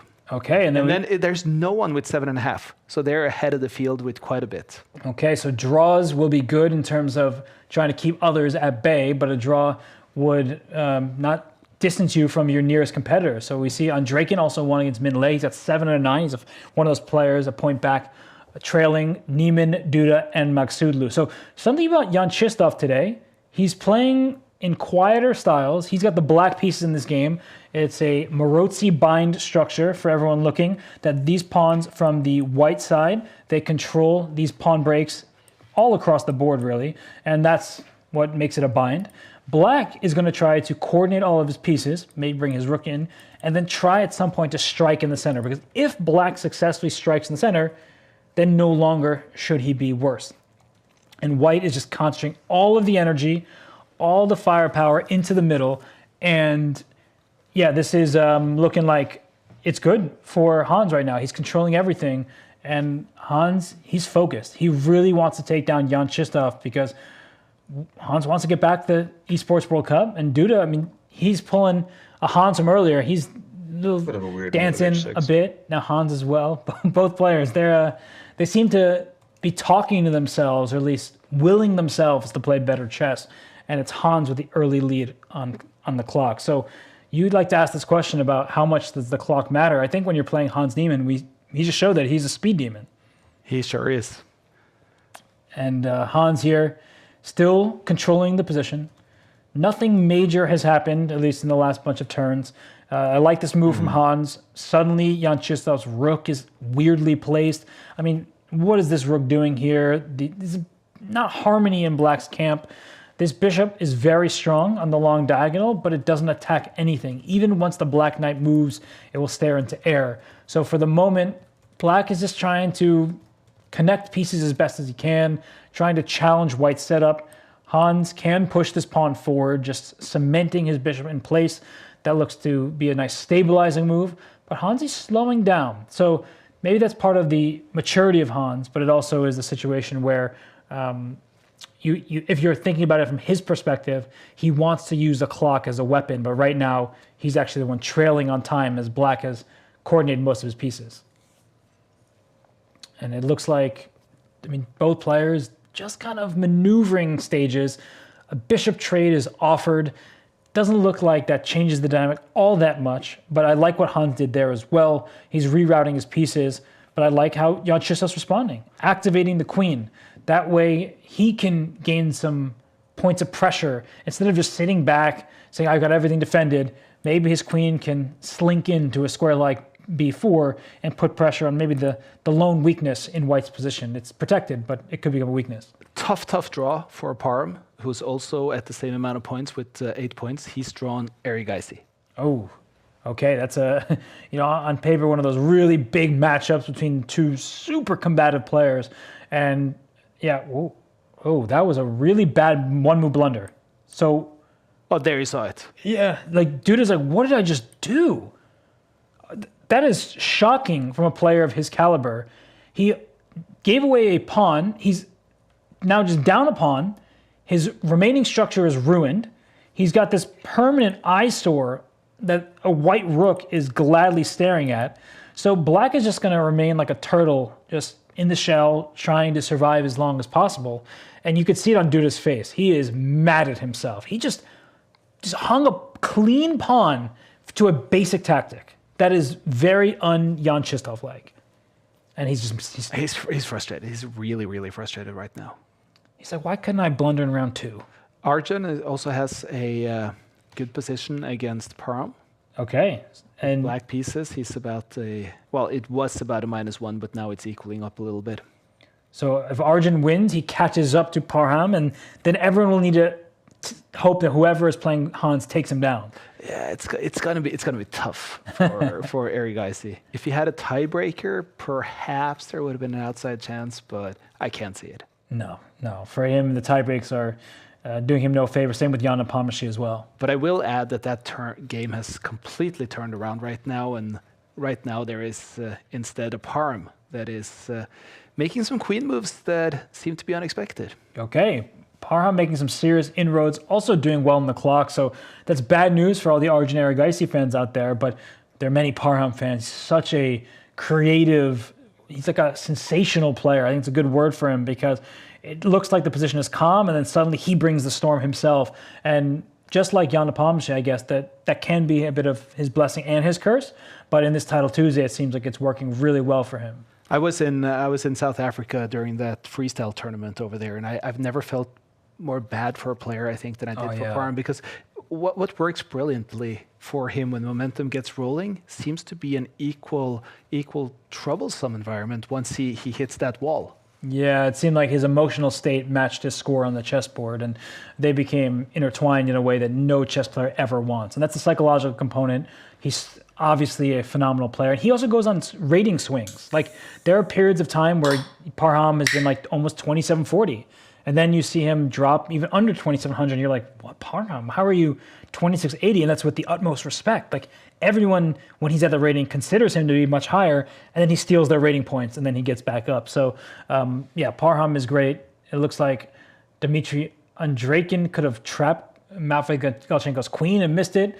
I think that for Yanchislev Duda right now, he's fighting pretty well. I'll give him credit. He is down nearly a minute, and that is a great move from Hans Niemann. So Hans said, I've learned my endgames. I'm up a pawn. I should trade pieces. And very importantly, he can try to remove the defender of this weakness by playing this pawn up here and try to take this one that remains. And he does do it. I will say that there's one concern I have, and I'm not sure if this is accurate. So everyone who's watching, this is a position I recommend you put on your boards at home. I'm going to try to put all these pieces in red as quickly as possible. If all these pieces come off the board, that might be a draw. This is something now it will not be, but before I was wondering if that was a possibility. I wasn't sure, but I guess it probably wouldn't because there'd always be this inclusion. But if White's pawn had been there, that actually might have been this weird fortress if those pieces came off the board. And I like to think that way because it helped me know what to aim for. And if you're Jan Chistov trying to survive, that's probably the type of thing he wanted to aim for, but you could see it on his face. He was in a bit of a zugzwang, and he's like, this is over. He knows he's lost. But he's going to try. So even if objectively he's lost, is Hans going to... I think Hans is going to try to get this knight, but then that's risky because this pawn, the black king will try at some point to go for it, and then black has a passed one of his own. But if the black king goes in, the white king steps up, and then this pawn will march forward. So Hans is keeping everything under control. There aren't that many pieces remaining. And if Hans is not careful, and this knight is able to wrap around from the white knight starting square, that can pose some serious issues. And wow, we have so much changing in these games. And Parham now down on the clock, and he's no longer even better. Are they just going to make a draw? It does look like they're going into a repetition here. Ooh, well, Hans Niemann is going to be happy. That is a draw. Parham drew against Arjun after having been down, having been up, having been all over the place. Here, there, everywhere, but ultimately a split point between Arjun Erigaisi and Parham Maksutlu. That's great news for Hans Niemann, who looks like he's on his way to winning the game. Now it's a king and pawn game. Now it's simpler to figure out. Okay, this king will still be in the box. So that's why the starting move was the pawn push. We didn't get Niemann against Parham, did we? I don't think we did. Don't think so. So that is the finish then, because Duda is obviously going to fall behind. So if Parham beats Niemann, he will win. If Niemann can secure a draw, he's going to win. And that I love that when the last game, you kind of know all the outcomes. Oh, that's fantastic for the state of the tournament. I think Duda, obviously... Oh, wait a second. Hans Niemann made a huge mistake. He thought he was pressing forward. I often say it's about pawn quality, not quantity, but now this pawn becomes a queen as well. So Hans Niemann is going to rely on the clock. We saw Jan Chistov Duda escape against Denis Lazaruk from a losing position. Right now, it should be a draw, and this is going to be a check. If it could be another check, he wants to scoop up this pawn, but Jan Chistov Duda has to play some of the best bullet chess of his life because he is now down under 8 seconds. Checks are coming. He's going to have to keep running away, and at some point, he wants a counter check. If he's in check, he wants to check with his queen, but he's going to bring his king and queen close together. It's very smart stuff from Duda. The king is going, he's pre-moving. Now Hans Niemann under 9 seconds. Hans not playing this very quickly. Hans may want to draw soon. Okay, the king's going back and forth. Be careful, both of you. King goes back. There's a check. You're going to block with check. Counter check. The queens come off. Jan Chistov Duda survives that game. Can you believe it? That is crazy. And that means that we don't get that finish we were talking about where everything is up in the air, because suddenly Duda is very, very, very much back in the game. How resilient is Jan Chistov Duda? He was seemingly... look at the guy. He's laughing at himself, and he's like, I simply cannot believe that I did not lose that game. Sorry for the double negative, but, whatever. As long as he doesn't have a 0 next to his name, he is a happy man. Very nice from Duda. That means that this is the standing right now, 8.5, 8.5, 8.5. And, suddenly things are back on the table. We have 3 players who can win. We did have a very clear situation a second ago until that move, but right now, let's see who we get. Most likely, we're going to get Niemann against Maksutlu. Did they already play? Because it looks like Niemann and Andrakin are squaring off. Here we are. Yeah. Right. Wow. None of the 8.5s are playing. That's so good for the 8-pointers. They like all want to, help. They're rooting for each other on to take down the players in first place. Here we have Parham Magsudlu playing against Jan Nepomniachtchi. Oh, that's a big matchup. Somehow that's the one on the third board, if you will. But for Jan Nepomniachtchi, I mean, very few people could be happier than him with how the pairings went, because instead of if he wins his game, he knows that he'll trail fewer people at the end. So we see Jan Nepomniachtchi from the black side. Maybe he got to the board late, because I've never really seen him spend this much time in the opening. But I have to say I like this from the white side. The bishop pair, solid play. Parham should be happy. And now they both are staring in the same direction, off into the sunset. I'm always a little sad when we don't get the camera on Nepo, because I appreciate seeing he has this great collection from World of Warcraft hanging on the walls behind and all that. And it's just, I feel like he brings us into his house to a strong degree whenever he's there. His cat sometimes is walking around. And yeah, he also is a very demonstrative person, where he'll be mad at himself even if he played a great move. And right now I really don't like the way he's playing this game. I wonder if he's having some connection issues. And the reason I say that is because he doesn't spend this much time early on. And he's now down well over 30 seconds. His opponent, being none other than Parham, has a pair of bishops and has diagonals to work with. So I really don't like this from a strategic point for Jan Nepomniachtchi. It also doesn't look like his style to me. So Parham has a free hand at what should be a stable advantage. So good news for Parham. He's going to have to take this game and hope that the others don't win as well, because he's now rooting for Andrejkin and Benjamin Bach. And 3 equally important matchups to end the day. Could not ask for more in this final stage, as Jan Nepomniachtchi brings his knight to the center, trying to trade off pieces. And I think he's really doing the best he can, given the bad start to this game. But you talked about connection issues. Maybe that is a possibility. I mean, he is playing in the Grenke freestyle. He may be, I don't know where he is right now. On an airplane? He may be on an airplane. He may be at a hotel room. We all know about hotel Wi-Fi, how it can create mayhem. And I think that's just something we have to take with this format, because sometimes you are left with bad internet. It's true. And that's why, you always have to be somewhere with a stable connection, somewhere you trust, get that Ethernet cord ready. But yeah, if you're playing on an airplane, as Magnus did earlier, you probably will not have the best connection. And right now, I think what Jan is doing has been pretty smart. He's traded off pieces. That is eliminating some of the issues that have previously been on the board. But we see a very strong bishop attacking a queen, attacking a knight behind it. We see a semi-open file that can put pressure on a pawn. I think small plus here, but a lasting plus for Parham Magsudlu. As long as he doesn't make this move and blunder a bishop, that would be very, very tragic, because there's a pin pawn in the center. So Parham's doing well. I think he's given himself very good chances to increase his advantage and then play for a win. But again, he's reliant on some of the other results. What conclusions can we draw from the Niemann against Andrejkin in the beginning here? It does seem like Niemann suddenly got a huge advantage. So it looks like Hans is up material. He's up a rook for a knight. I don't know what Dmitry did, but something went really wrong for him in this game, where, oh my goodness, he made a one-move blunder. So Hans has been the recipient of one-move blunders 2 games in a row. This one was just blundering a skewer. The queen and rook were in the same diagonal. The bishop attacked the queen moved, the rook was lost. So for Hans, he better put this one away. He will not forgive himself if he doesn't win this game against yet another super grandmaster who he's up material against. Wow. You don't expect Duda and then Andrejkin to make such, for their incredibly high level, silly mistakes. And I would think that Niemann has also the tiebreaker, because he was ahead of Magsudlu prior to this last round. But as we know, a lot of things can happen with the different results, so you're never safe in this format. No, it's like in the Olympiad. For anyone who likes that team event, at the last round, all the top competitors are playing, and their captains are doing math, where they're like, okay, so if Finland's board 3 wins, how does that change our tie breaks? And then, okay, well, we're looking at that matchup there between Kyrgyzstan and Namibia. It's like all this sort of, you're looking at all these countries that don't seem like they play a part, but there's the tiebreak system will determine if there are multiple people on the same points. And here, it looks like the points obviously favor Magsudlu, 8.5 points entering the round to 8 for Nepo, but on the board. It's an extra exchange and 1 pawn, but Nepo gave up his rook for a bishop so that he could land this nice knight fork. That's a check to both the king and now this rook. The rook is gone. The knight leaves the board as well. So white is left a pawn to the good. Now this pawn is loose, and now Parham takes that.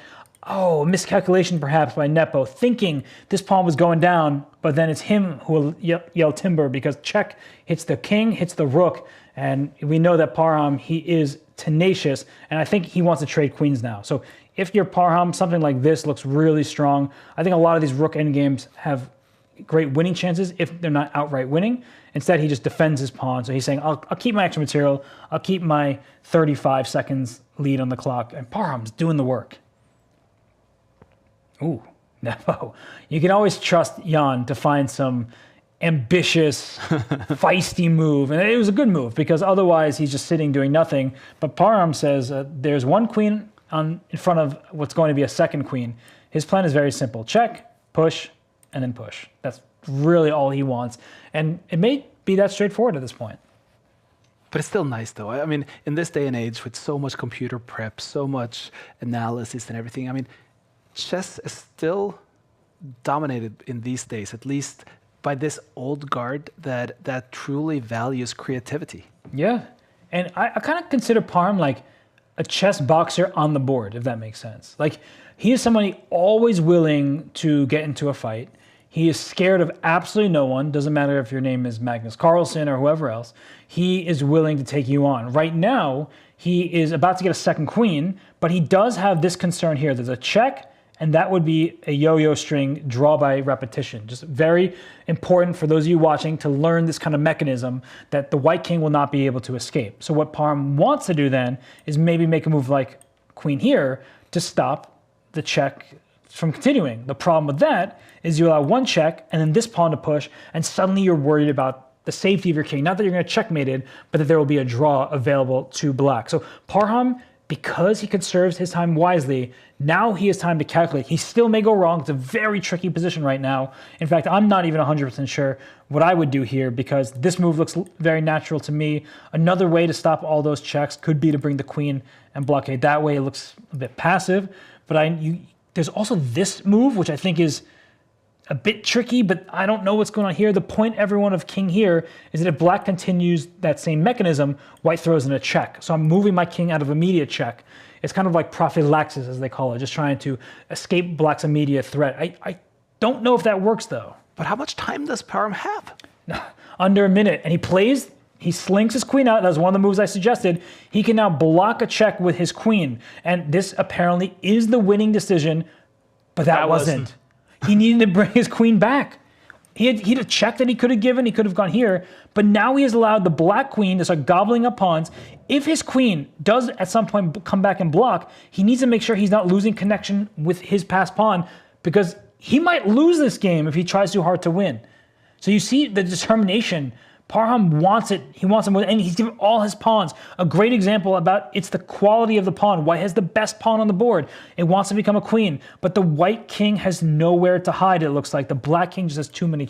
Queen, excuse me, has too many checks. He's botched it. Wow. And he doesn't even want to be on camera anymore. That's how upset he is. Oh, he's back. His king is trying to dart into the black position, but the problem is it hides behind a pawn, but there still will be checks. Checks galore. He's not getting out of them. This should be a draw. And Parham is desperately trying to figure out something. As desperate as he may be, he's not going to find it here. The problem is that the white queen, and there the draw is official.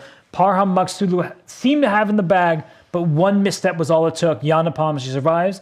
Parham not getting first, I don't think. But you warned us here, Robert. You said this is extremely tense, extremely complicated. Even though it looks so simple with endgames, it's hard to do the calculations. Speaking of, Hans Niemann was completely winning.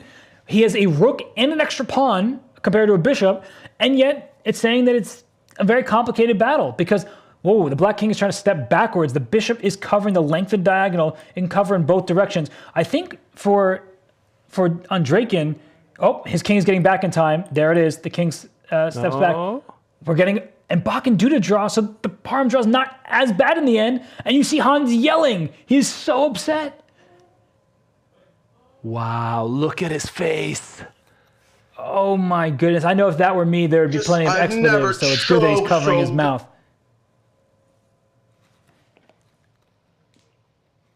That was... I was so relaxed, I wasn't even looking at the time.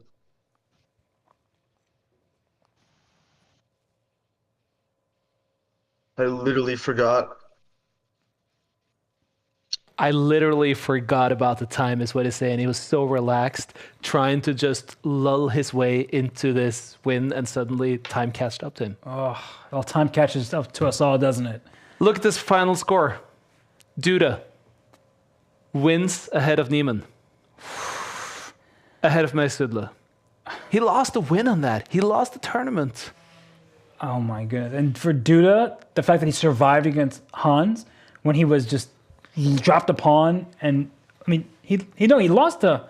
Wait, how did he do all this? Like, how is he the magician, right? Like, he should be losing, he doesn't lose. Like, the guy seems invincible to some extent. Unbelievable. Truly unbelievable that Duda did not lose all those games he was in trouble in. Yeah, and he manages to pull off an improbable win. But I will at least say this. You had Duda, I had Magsudla. At least we had them all at 9 points at the end. Yeah, and Hans is like, why did nobody choose me? I'll prove you all the doubters wrong. But, I mean, those three players, they did so exceptionally well. But I think for Duda, it means the resilience. For Hans, it's the... unfortunately for him, he was getting those advantages, which was really hard to do. But his opponents were handing him opportunities, and he, unfortunately for him, couldn't convert. But it's not that often that we see the winning score being 9. I mean, it is a low score. It's as low as I think it's almost statistically possible for it to be, with these players winning so many of the game against the poorer players. Yeah, I think because the candidates and all these events are happening, that there are fewer entrants, which means that the high score, if no one's going on a tear, can be lower. But yeah, we see Duda, Niemann, Magsud, the only 3 players in 9 out of 11. That's shocking. And then you see a contingent there from 4th to 10th, all with 8.5. So yeah, the players, I mean, they have a lot to be happy about. Especially if you're Jan Krzysztof Duda, I think he should go play the lottery or something, because luck is completely on his side. And if you're Hans Niemann, I mean, this tournament was yours. Like, it felt like it was his to win. And Par Magsud maybe share some of that sentiment, because his game against Jan Nepomniachtchi at the end there, he spoiled the winning position. So that leads us to this score. Duda, Niemann, Magsudlu. Then also we have a bunch of players on 8.5 points. Mindle, Dragalov, Andreikin, Ohanian, Nepo, Arjun, and Bok, all taking points towards this CCT standings. Yeah, that's why players like Nepo, who lost the first game, Arjun, who wasn't even here for the first round, they were smart to play and spend. Even 1 point can be critical towards the final standings. So here we see Duda moving up to second on the split 3 standings. We have Niemann, who then moves into 3rd place. Still, Nihal on top here with 17. We have, yeah, it's pointing towards a quite exciting and tight finish for this split 3, even though we're only 5 game weeks in. But we're noticing now in the 3rd split, not all the players are playing all the tournaments anymore, especially with candidates going on. And actually, not only the people who are participating in the candidates, sometimes it can be revealing who might be a second, helping the players and the candidates. Because if you see someone who may play every Title Tuesday, but mysteriously they're not playing during the candidates, it could be like a secret second for the players who are working while the players are competing. They're working behind the scenes trying to get ready for the next game. Have you caught any theories just based on that? No, I actually only just thought of it. I wish I had thought of it earlier, but there's also Grenke starting, so some players are traveling. So yeah, I don't want to put too much speculation into the void, but yeah, it seems like that could be a theory. Speaking of Grenke though, I mean, we have such a top heavy field in that freestyle tournament. It's crazy, but that leaves a lot of the top players unavailable for candidate help, though. At least active candidate help. That's true. No, it is really true. And actually, there were some names that I saw. I won't name them, but some names I was okay. I thought they might be working with somebody, but clearly they're not if they're playing in Grenke. So that would eliminate, in all likelihood, eliminate people from being seconds. But then you start looking down the list, and either people are absent because they have other things to do, or they might be busy helping the candidate. Let's not forget, there's 8 candidates, and there are 8 players in the women's candidates. Yeah. Many people could be around there. And I have heard these tidings about people who are in the area and not necessarily stating their intent. So it's exciting times. I mean, with all the controversy on location prior to this candidate tournament, I guess people don't go to Cyprus voluntarily right now just for the just to hang around. Yeah, I think it's been a lot going on there, and I mean, I went to Cyprus last year. It's a lovely country. My wife has family from there, so it's really great. And it's a difficult decision. I really feel for Humpy because, Timo Rajabov made a decision, obviously under different circumstances during COVID. And, people make decisions they think is best for them. And it's, on one hand, I do really feel for her because she is such a good shot. She's such an exceptional player. But then the tournament, it's hard because moving things in 5 days, I don't know what you're supposed to do. It's just really difficult. Right now we have a guest on this broadcast, and it's the winner, Jan Krzysztof Dura. This is Sverre Sundbo, and I also have Robert Hest here. Congratulations, Jan Krzysztof. Thank you. We were saying there were a lot of games there where we felt that the decision could have been, there could have been a lot of different decisions in a lot of the games, but you've managed to pull the close games your way so often here. How would you describe the day? Yeah, I think I was just lucky, to be honest. I got outplayed in several games, including next to the last round with Hans. I mean, I basically blundered pawn in one move and was just very lucky, not to lose it at once. And I mean, also in the end, I wasn't, very efficient with white pieces versus Bok. But again, Hans didn't deliver. And I mean, in general, it was probably the first time actually when I had when I have 9 out of 11, and it's enough for the first place. It happens very rarely, and so in that regard, I mean, in every regard, I was just lucky today. But overall, I guess it also wasn't too bad because in the last, a couple of last editions of Third Tuesday, I was outside top 10, so yeah, it's good to win. Still, though, I mean, it's always good to win in general.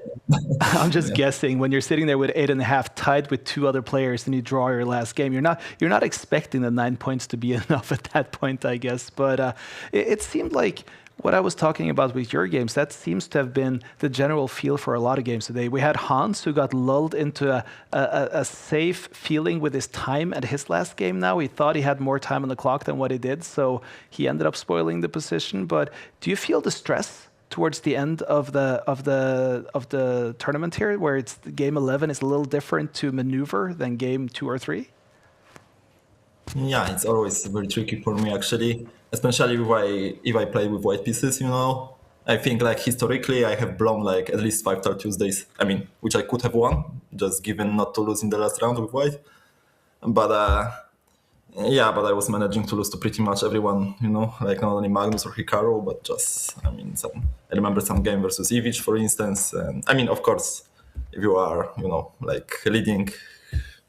leading the tournament, of course, you are going to have strong opponent.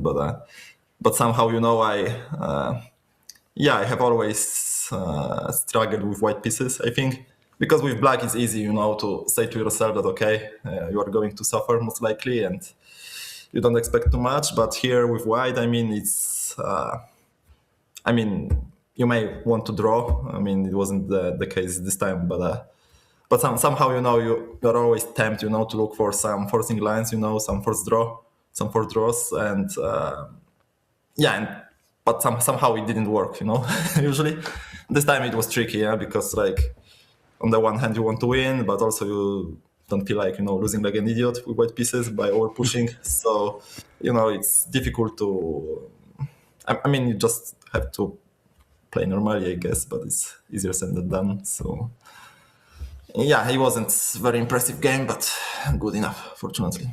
And Jan Krzysztof, you said, you didn't want to lose, and it seemed like that was almost impossible for you at some points, where, against Denis Lazovic, it seemed like you were, he got his queen in, all hope looked lost. How did you find your way to survive that game? Because it seemed like you, even by your expressions, were giving up some hope.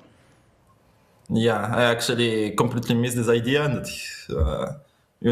he can almost checkmate me on A1, and also played king c3 instantly, which was very stupid, of course, because after the zigzag queen c5, queen a5, I was just lost. And I don't know, I just tried not to lose, at once. For several seconds, I didn't even see the solution.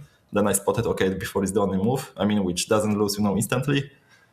But I didn't have any hopes, to be honest. I mean, it was just that was just luck, like the first lucky game of today, I think. Well, Jan-Krzysztof, I'm seeing that you're now going to probably be traveling to Germany for Grenke Freestyle. I hope this was a good way of getting a good feeling prior to that tournament, because it seems to be an amazingly stacked tournament, especially considering candidates is going on at the same time. So best of luck in Grenke on what is going to be another amazing tournament. Yeah, thank you.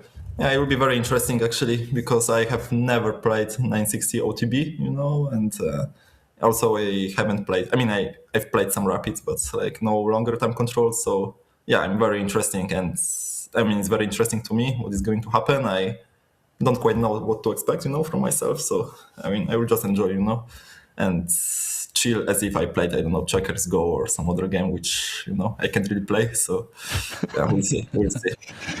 960 Freestyle, Fisher Random, a dear child has many names, as we say. But thank you so much for taking the time here, Jan-Krzysztof, and congratulations on winning this game week 5. Thank you. And I also want to say to you, Robert, thank you so much for taking the time with us today. It's been so great having you in the studio, and also having a bit of a different broadcast. A little bit of candidates, a little bit of Title Tuesday, a little bit of talking about Grenke that is coming up. Chess is fun, right? Chess is more than fun. It's a great game. It's got so many different disciplines. 960, freestyle. It got so many time controls, candidates, blitz, rapid. So I think everyone is having an amazing time to be a fan at the moment. And I really love Jan-Krzysztof just being like, yeah, I was just lucky. I love it when top players, they sum up all of their successes into luck. It's not the hard work that he puts in, but in all seriousness, I really appreciate being here. It was a fantastic event. It always flies. Like the games happen so quickly. 11 rounds in the books, and yeah, that's that. But I kind of wish it continued. I look forward to the next time I get to do something with you, Robert, and thank you so much for taking the time. For now, we will see you next Tuesday.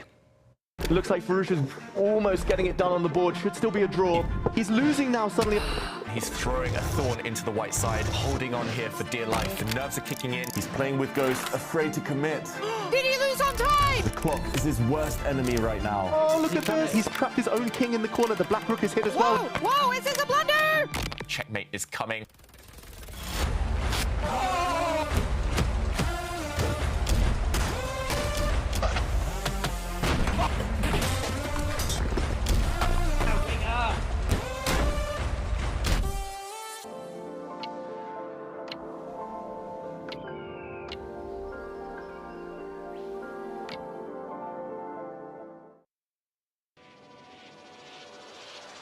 Here we go.